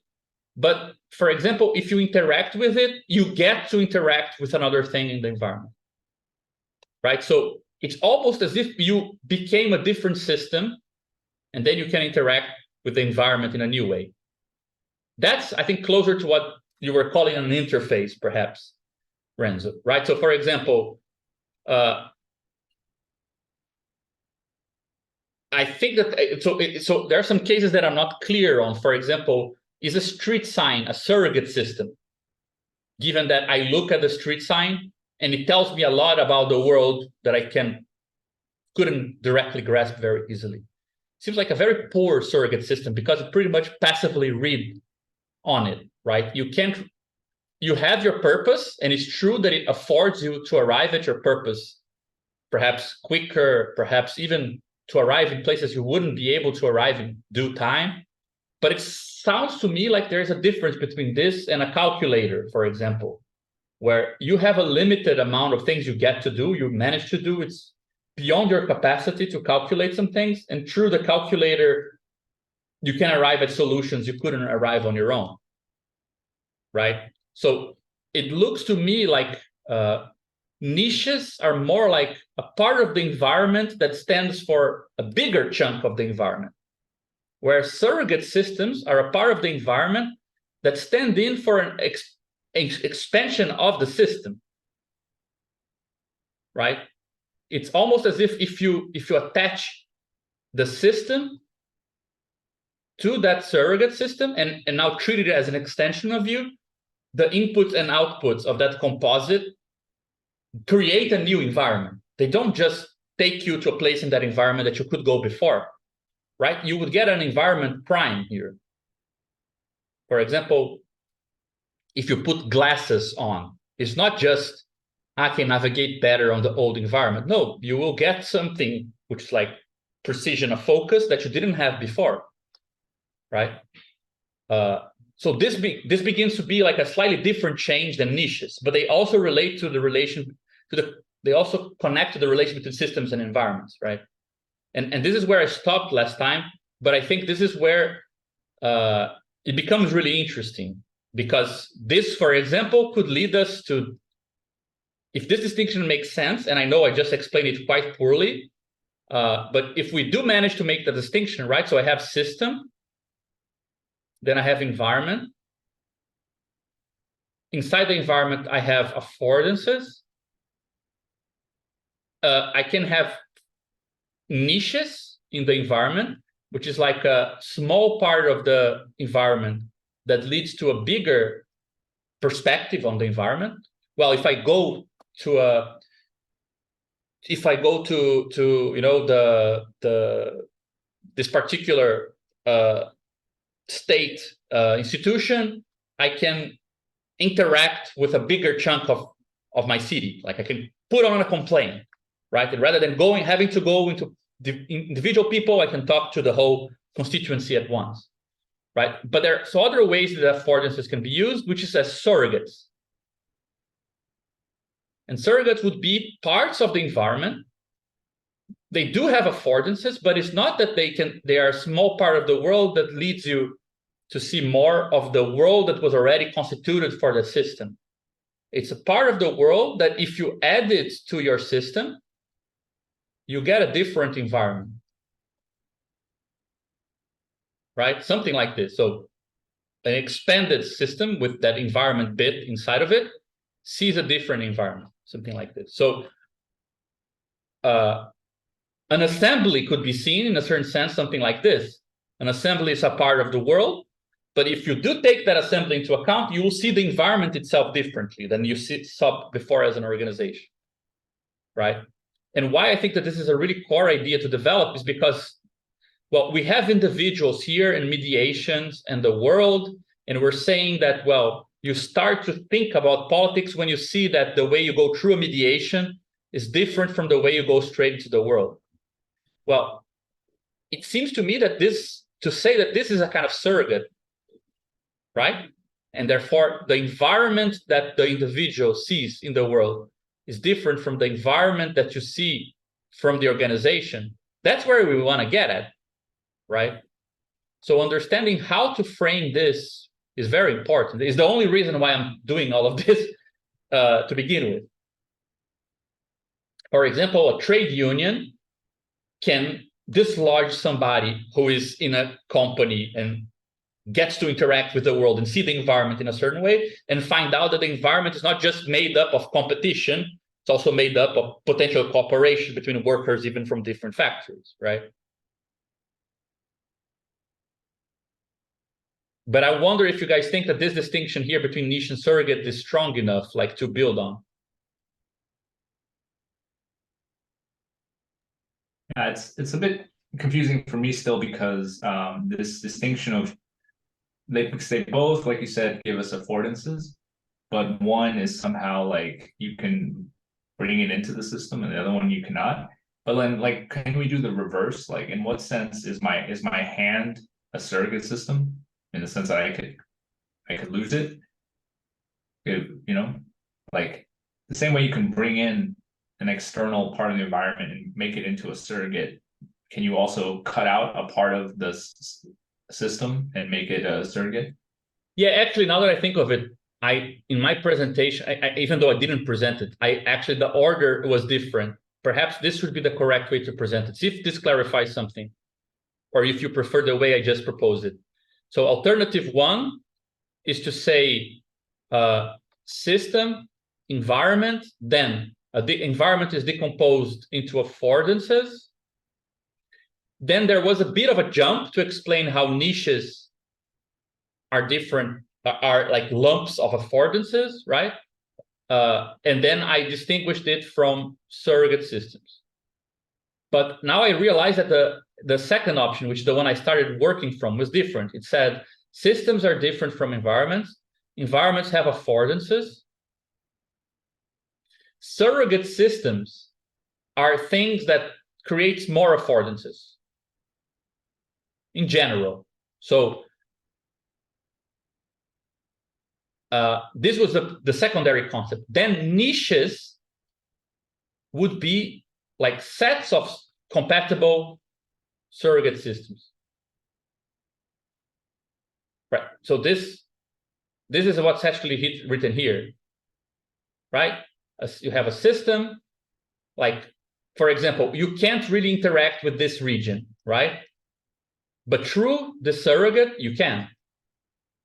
Now, a niche would be just a set of such surrogate systems, because through the niche, you get to interact with things you cannot interact directly. So it makes sense, like a state bureaucrat is a surrogate for the state, and you cannot interact with the state directly, but you can interact through that system. So that would qualify the niche, right? I think that makes more sense, no? I think I forgot and just wanted to turn surrogates into something slightly more interesting than they are. They can be a cheaper theory, and then you need to ask what makes a surrogate into like an expansion of the world, which is not the case for every surrogacy, right?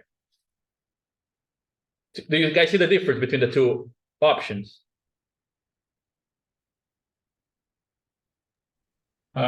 Just the very first point, I still have a confusion, because you said environments have affordances in and of themselves, and then surrogates come in to increase the number of affordances.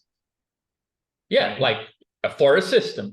So, for example, I think I have a different. For example, say that a system wants to get from X to Y, and it can only do so through a certain process. right? Which is very costly, for example. But it might be possible that with a very much less costly relation to a surrogate system, it gets to, and the surrogate does F, and the composition of the process plus F gets you to where you want to go with less cost. So for example, very stupidly, if you walk to a very far away place, you get very tired. If you get a cab and the cab drives you there, it affords you not to be tired when you get there. So it affords you something that you by yourself wouldn't be able to get, right? So it increased your path. So one thing is to say it lowered the cost, but it can even get you to play, like a plane will get you to a place you couldn't go. Like if this is another, Y is another country and you are here, there is no P that you by yourself, no process that will take you to that other country by yourself. But there is a smaller process which takes you to the airport, and then a plane takes you there, right? That's like a surrogacy, because the plane is doing the traveling that you couldn't do directly, but it's not just lowering the cost. It's actually making it viable to begin with, right? So surrogacy just means that there are parts of the environment that if you interact with them, they can make things affordable that wouldn't be otherwise affordable. So I don't see the contradiction. Yeah, no, that makes sense. Yeah, I guess I was just caught up on the earlier distinction about surrogates as being like, like detachable or attachable to you as a system. But yeah, it makes sense the other way.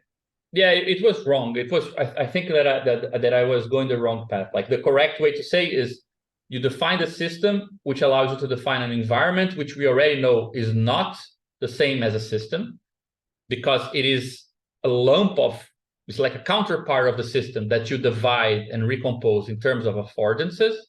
But when you do this, you will actually split the space. I mean, it goes back to a crazy conversation. You will split the space into possible and impossible paths, right? From your perspective. Well, but there can be surrogate systems which are parts of the space that, right, the possible is not divided equally. So if you're here and you want to get to Y, like the paths are like different. Like for example, in this region A, it's very costly and perhaps even impossible to get to X. Whereas if you do get to point B, right, there are many paths to X, to Y, to the other path. So how would you call these differences in the environment where there are so many affordances here, in the sense of things that make it possible for you to get to Y, and so few on this side, right? You would say that there is something like a surrogacy, because this region here is capable of making you afford what you want.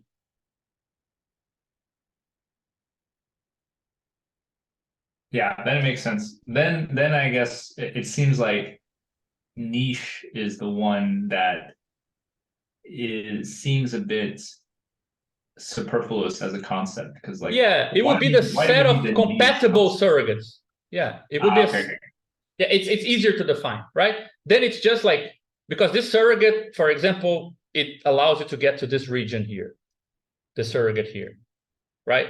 But you still don't know how it relates to anything that is around it or around you.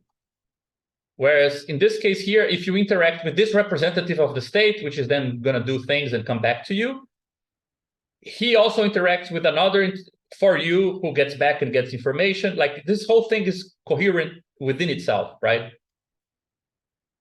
Like this. So a niche would be a setup where you can lower the, I think it's always easier to think of this in terms of cognition, just because that's where people are discussing it, but it's very similar to the ecological concept, right? For example, a niche for an animal is a place that's highly abundant on the food that it needs, so that it doesn't need to do a lot of effort to get it, right? Or even, for example, a place where getting that food is coherent with the reproduction of other species that are also part of your interdependent ecosystem. That's a niche.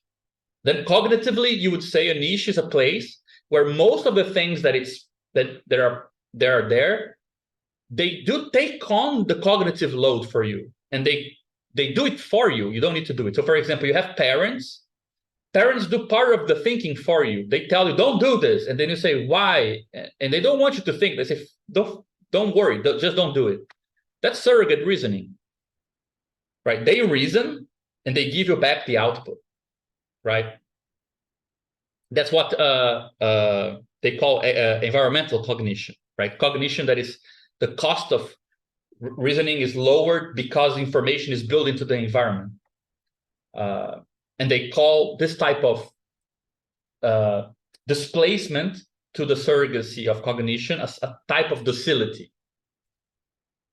So the reason why I think I didn't go in this definition previously is just because I was keeping the idea of surrogates to something that has a bit more of a transformative power, but I don't think you need that, right?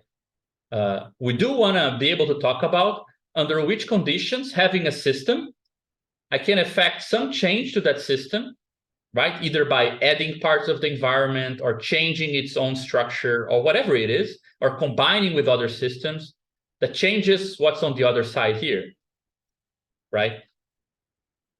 So there is a political dimension that we're interested in, both, and I think that it should become clearer now at this point that there are two types of things that we're very interested in. One is kind of immediate, almost like the immediate epistemological and the gains in discipline, power, and knowledge that an organization can have that come from being composed in such a way that the way you interact with your environment affords you strategically interesting things, right? Both at the level of what you can do, what you can learn, and so on. But there's also a different type of thing we want to know, which is how do we compose an environment for other organizations? Like, what do we afford the left, right?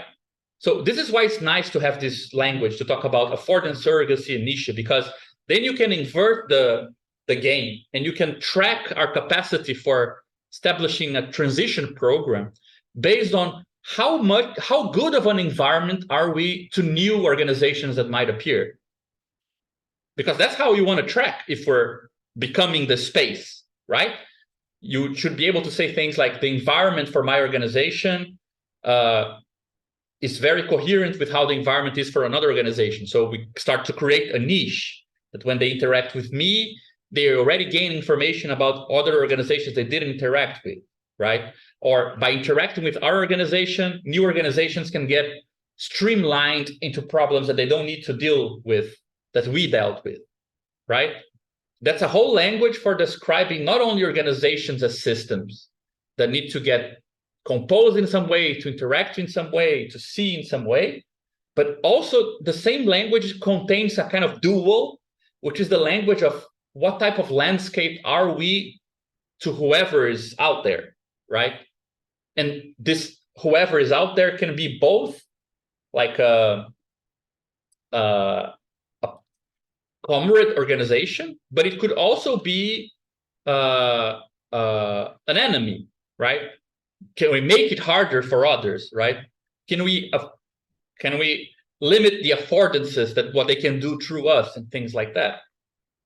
So it feels to me like this, I need to perfect this, and it would be really good to work on this together with everyone, because setting up this particular structure should be the basis for talking about both the kind of the brain of the organization, which is the system, as something which is exploring the environment, right? And how our actions can slice the environment in different ways for us to understand better what we're dealing with. But it can also prepare the ground for that change of figure and background, where you can actually see this lump of many organizations and anticipate or discuss how it appears to the world, right? As a sort of environment where things are happening, which is the only moment where we get to benefit from the specter, right? Like when the Communist Manifesto starts with the specters roaming, I think that part of the tragedy is that there were enough things in the environment of the bourgeoisie that made them think they were in an environment. And I mean, we're often treated by the right as if we compose a dangerous environment. The communists are out there. Nobody ever finds them. They're never a system, right? But since that environment is just a fantasy, there is no systems behind it. There's no objects to maintain that environment and shape it. We never get to actually kind of manipulate this into something useful, right? It's just a kind of ghost. So if we do have enough structure so that we can be treated as the environment for an enemy to find resistance, we get kind of, by that perspective shift, also that additional excess of being the other for the adversary, right? Like there's something there. I don't know what it is. Yeah. There's Definitely, yes. I think this is amazing because yeah, it is because now we can distinguish between ideological, like in what sense is the left ideologically the environment for the right, mhm. and in what sense does the left actually constitute a network of, you know, circuit systems that make certain things cheaper or more affordable. That's like a more, you know, more Yeah. concrete question. Exactly. And I think, like, for example, when we were discussing the working through political organization text, we used many times this description of somebody who gets out, like leaves the dinner table to go to a meeting, and then their friends or family ask, why are you doing this? Why are you going to a political meeting, right? And in the game of giving and asking for reasons, it is the weaker the political movement, the harder it is to justify that you're being constrained by something. I need to do it, or it's irrational to do it, right? It is a thermometer to track how politicized the environment is, how much you can say, no, I need to do it. There is something like a social obligation to do it, even though of course, it's not going to be at the same style of value, affinity, and so on. And you don't even want it to be, but you can. I think that there is an interesting kind of environmental justice theory, right? In a way where doing the just thing becomes affordable. I can get out of the dinner table and go to a protest. I can, speak up for Palestine or whatever, because it's affordable. And to be affordable means that you can do it, and there is enough surrogate systems. There's a niche, right, that is complex enough and challenging enough with regards to the world, right? It has that political force embedded in it, that it does afford you to do it through them, gets you where you want to go in terms of what you want to be involved with, in a way that without it, you wouldn't be able to, right? So affordance seems very much to be the language of our political mediations diagram, right? When we talk about actions and constraints and reductions, like, what is the name of the thing that is not commuting when we say the upper triangle is different from the bottom triangle? It's the affordances that the mediation allows you to, right? Yeah, it's a really good idea. And I think another example would be like misinformation campaigns and the way that, how people can battle misinformation using by sharing the right stuff and kind of critiquing the wrong stuff, right? There's kind of a self-regulating thing there that affords, even outside of traditional media or news outlets, you can have a view into like the current conflict. That is it's more affordable to share the right news in a way. Yeah, and I think this is an interesting path, like this issue with, because for example, I think that the whole fake news and stuff, it's I haven't really found the right angle to deal with it because I don't want to give it too much centrality. I think it shouldn't have that much centrality because I really don't see how like fundamental concepts are being changed by the like huge amounts of misinformation. Though I do agree that it's probably the most obvious place where you can see the solutions, because if you're a small group whose only interaction with what's going on in Gaza is through a social network, you have no means to separate good from bad information. The best way you can is just coherence of your social ties, right? So information that my friends accepted as true, I'm going to accept as true. So they are your niche, right? So the niche that is selecting information for you that's truthful from not true is pretty much going to be tied to people in your network sharing versus people outside of your network or something like this. Like you're going to have to create very weak criteria for what's veridical.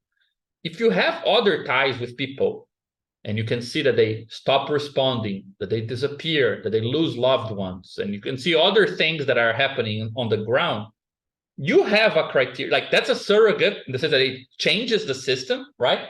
Creates like a different path, but it affords you different filters for the information that is coming to you. My opinion is that pretty much that will, like a robust enough description of this should solve the fake news issue, because part of our own theory from the WTPO text was that vulgar social terrains, you get more atomized. Your environment is, perhaps we could extend it in this way, right? Your environment gets highly warped in comparison to other environments because you are like existing in a very restricted kind of space, right? So it doesn't track what you receive as meaningful information doesn't track with what other groups are receiving, or how they interpret what they're receiving. And only by recomposing groups and systems beyond those vulgar fragments do you get enough complexity to be able to parse through that information again, right? Like that's how I would approach, I don't know, for now at least, the information thing.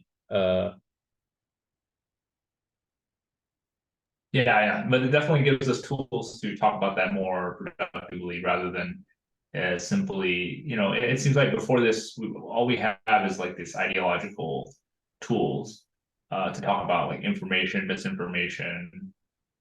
But it's like, yeah, I think affordances are not just your model; they are concrete, institutions or groups or organizations. Like an entire organization can be devoted to just building affordances, right? That's an interesting idea. Yeah, I also think like there is this weird thing. It should be criticized partially. I don't think it should be taken at face value that cognitive science is having this economic turn, right? Affordances and the idea that rationality is bound. I mean, it starts with the idea, which is a very clear transformation, right? It happened in a liberal economy when we moved from economy is a matter of excess and where does excess gets distributed, like classical political economy, and becomes a matter of scarcity. That's like how microeconomy and is kind of created, right? The fundamental assumption is that there are infinite demands and finite resources, right? Cognitive science is going through a similar thing. It also came up with that same idea. Human mind and the human being, it has infinite demands and have finite resources. We have a computational time. We have energy that we need to spend. We have limited attention spans. And we have limited resources to creating models of things. So we need to start from this. So it is very interesting for what it did to cognitive theory, because it does create this idea that you have a bounded rationality and you use things that are in the environment and surrogate systems to be able to reason your way out of situations without ever creating like a unified model of the world. and you're constantly predicting the environment because it's cheaper to predict than to see, right? It's cheaper to hallucinate until you get it wrong than to see. Like, and it's funny because it's like it's Freud, pretty much, most of it. But it does have this weird kind of liberal economics thing about it. So everything is like affordances and stuff. And I do think it's useful, but I also wonder sometimes if it doesn't need to be itself kind of filtered through other things, you know. I think for our purposes, the word affordance and this idea of niches and surrogates, they are useful, but partially it's because we're moving away from cognitive theory to something else, where we're kind of taking those ideas back to where they belong, social space.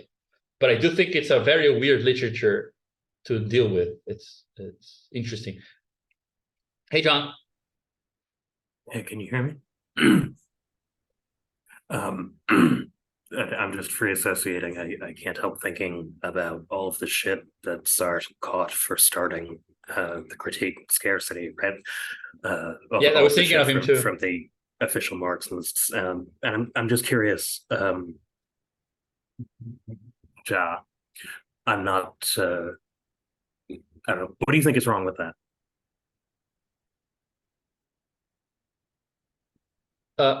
If anything. With the assumption of scarcity, or with the cognitive theory where it's now? Yeah, I don't mean how it's taken up into, say, Austrian economics or something like that, but shouldn't we just sort of obviously start with scarcity as an ontological condition? Yeah, I really don't think it's you know, like, I was really happy. This has always haunted me because I'm of the infinity party. So how can I square infinity and scarcity? Like, that was something that was always the back of my mind. I think that if you let go of infinity as a kind of frame, you're going to lose something more precious than if you don't start with scarcity. And I do think that that's what Marx was all about. Marx is not an idiot. Clearly, he knew we had finite resources. Like, Smith knew, everyone knew. I don't think they didn't know. But I do think that there was something to be remarked concerning generic being, concerning reflexivity, concerning whatever, that it's more rational to speak of it by starting from excess than starting from scarcity. But I do think the two things are compatible. And one thing that I've been really interested in is that, you know, there's been a debate. I think I even shared a text on this. There's been a debate on the usefulness of giving an infinite value to nature in kind of decision games with regards to environments and so on. Like, should the depletion of a certain ecosystem, should it have a finite value in a game where you're deciding, should you do it, should you not do it, is it acceptable, is it not acceptable, or should it have an infinite value? And there was all this debate, and there is like really interesting ideas today that because it's scarce, it should have infinite value. So because and I think that affordances is a really interesting intermediate concept there. And I really want at some point to stop and discuss it, because in the literature is the craziest thing. The literature, people go crazy. What is an affordance? Because it's an index, like it's a sign in the environment that something could be useful, but it's not a description of the use, because that would imply that you already know what it is. And it's not inherent to the thing because it needs to be relational. And it's a kind of, there is a whole Heideggerian kind of availability kind of discussion around the idea of affordance. But it has that minimal idea that it's almost as if an object appears to you as it's just what it is finite, but because it is in relation to you, it could have like an infinite amount of possible uses, right? Like, to afford something is like less than a use, but it's more than a use. It's like, if it affords you this, it could also afford you that. You don't know, right? if you are in a new state in the future, you could find out that it could afford you something else. So I think that's part of the justification of why scarce resources get infinite values. You don't know what they afford. They can, and it's more rational to treat them as affording infinite things. And then they go into a frenzy because how can it be a limited but infinite thing? And of course, we are happy about it. They are not. But so I think that it's such an interesting debate that this is resurging from inside ecology. Like, can you imagine if in the end, like, that's where politics is obliged to deal with infinity seriously, you know? But I totally agree. And I think that part of the environmental critique to a lot of Marxists is that they place infinity in the wrong place, right? You don't need to assume that nature is quantitatively infinite as a source of specific energy, resources, materials to say that it is infinite. Like that's just a categorical error about what is the thing that it was meant to be infinite, right? Or at which point it would show like a many things. So I think it's a very interesting issue. I don't think that there's no way back from starting from scarcity. I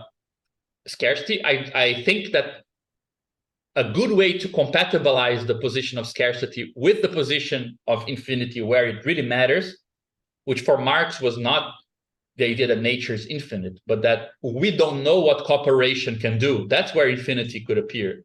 Like perhaps if we do like the craziest things, this stupid little material, which is like a gram of it, is going to change everything. We don't know, right?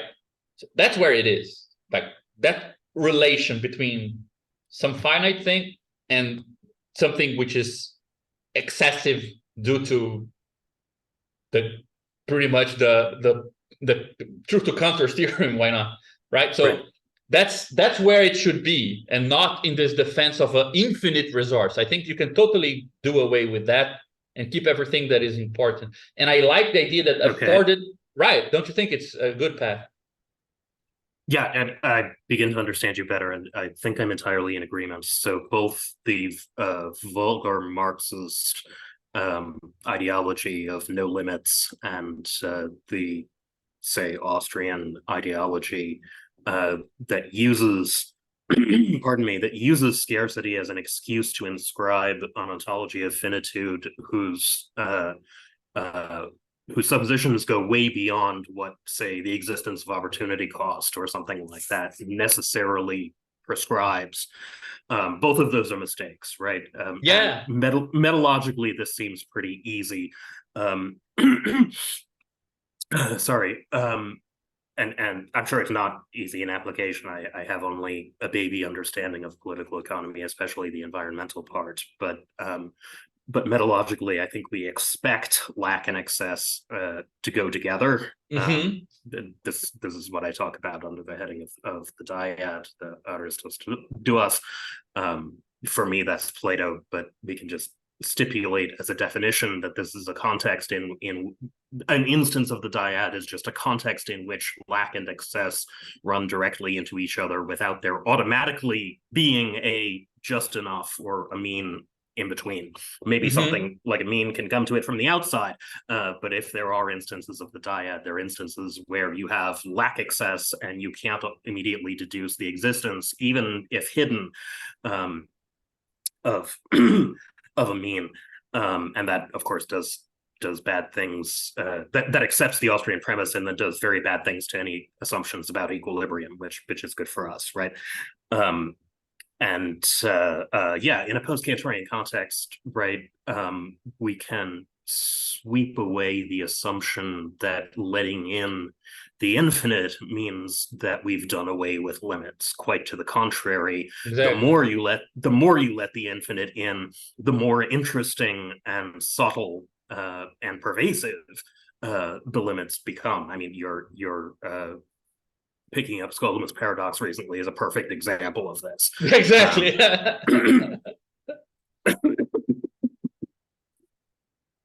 Okay. I think I understand, and I think I'm completely on board now. And I think that also the cool thing about this is that I mean, if you do adopt affordance as this, I mean, the way that I see it is probably we should be able to modulate of what it means to look at, for example, to go back to the previous point about nature, right? Let's say you have a social situation where nature appears as constituted through property, meaning that it tends to appear as resources, meaning that it tends to appear in such a way that whatever you can do with it, the properties of parts of a natural environment are intrinsic to those parts because they are properly ordered and hierarchical. So you have a tree, the tree is made of wood, the wood can do some things, and they are kind of the properties that you can see almost, right? You won't, let's say, experiment with them in a laboratory to find out that the same tree that has the wood, if you burn it into carbon, it can also serve for this thing because it's cheap, like whatever, right? So there should be a modulation of the idea of affordance to an idea of use of resources, meaning a specific way of parsing out the environment, looking for affordances that is modulated by the notion of property. So, which I can't really name what's a good word for that, but you know, I think it is something like it's very close. I don't know. Yeah, it's close to the idea of resource itself. Like things are resources to get things done, and they have the properties you need. Like how do you call this when things are part of a recipe? They're the ingredients, right? Ingredients are kind of affordances of resources, right? Resources are ingredients for things. They don't stop being an ingredient because you change the recipe. It's intrinsic to them that they have those properties. It's different, for example, from affordances in raw materials. Raw materials are not ingredients. Raw materials can be anything, depending on whether you can sell it, right? So they don't have intrinsic properties. That's why we call it material and not a resource. They could be anything else if you can do the process, and if it's cheap enough doing that process to get to that other thing.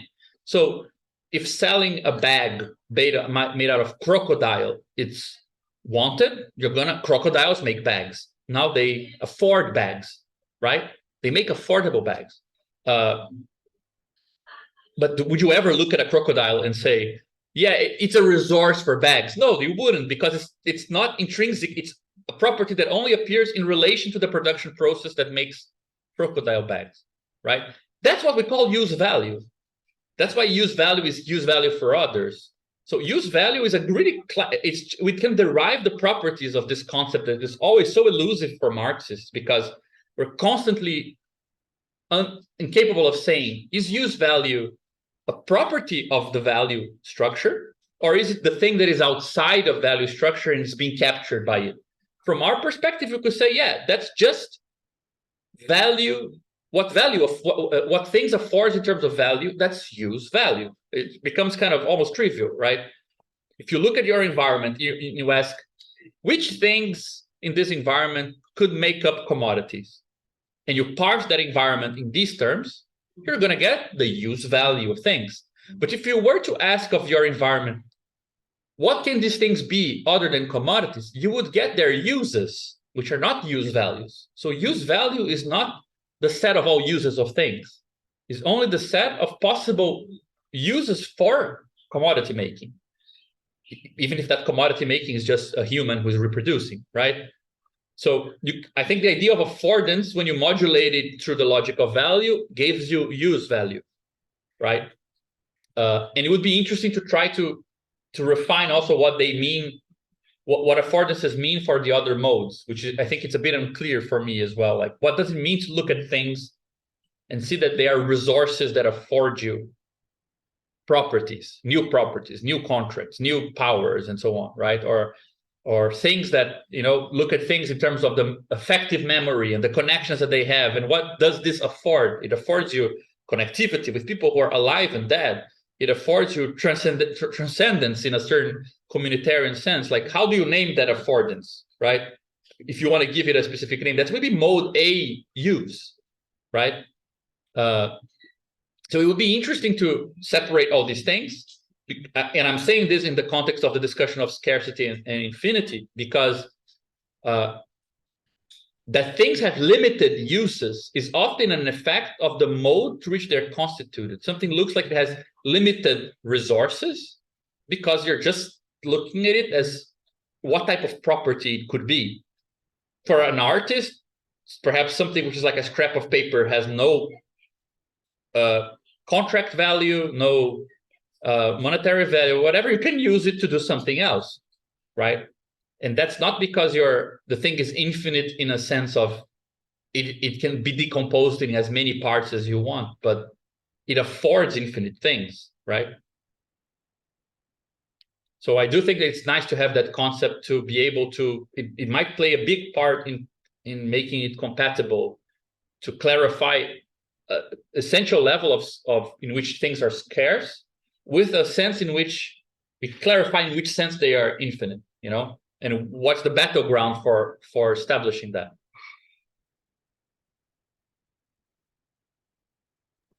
Yes, good. And it would be interesting also to sort of outflank use value from the other side, namely to ask about the difference between use value and use in some other sense, perhaps a Platonic sense,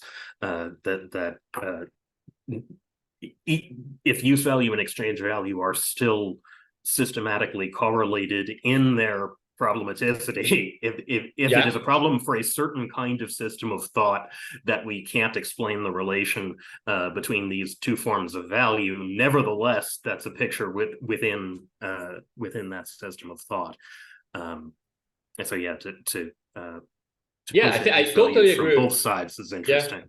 Yeah, and I think that this is the where I think we want to, you know, we want our categories and our Platonism to come with a revenge, because once you are able to kind of modulate the limited sense in which social modes create affordances, it clarifies in which the political, artistic, scientific use of things is where you see that that you really need to give infinite value to things that are scarce, right? The aspect you were talking about, this diet and finding a way to where lack and excess can then be properly posed, you know, rather than you can cover them up with these finite things. I think that there is a really interesting development to make in that direction.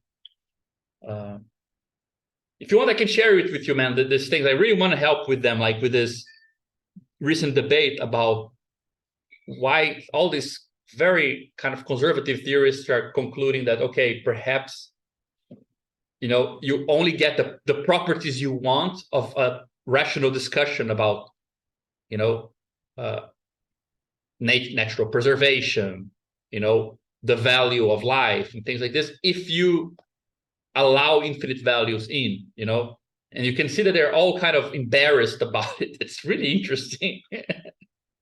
Yes, please send anything. I will do. Guys, thank you so much. I think everyone left at this point. It's only you and Monica and I. I think, well, thank you so much for all the questions and the ideas. It's much clearer for me now. I think I know at least where to start for the next presentation. Monica, well, John, we're gonna talk. I'm happy. I saw you send me a message there. And Monica, let's schedule something too. Let's try to gossip a bit and talk. I'll reach you on WhatsApp. Okay. Sleep Bye. well. Bye bye.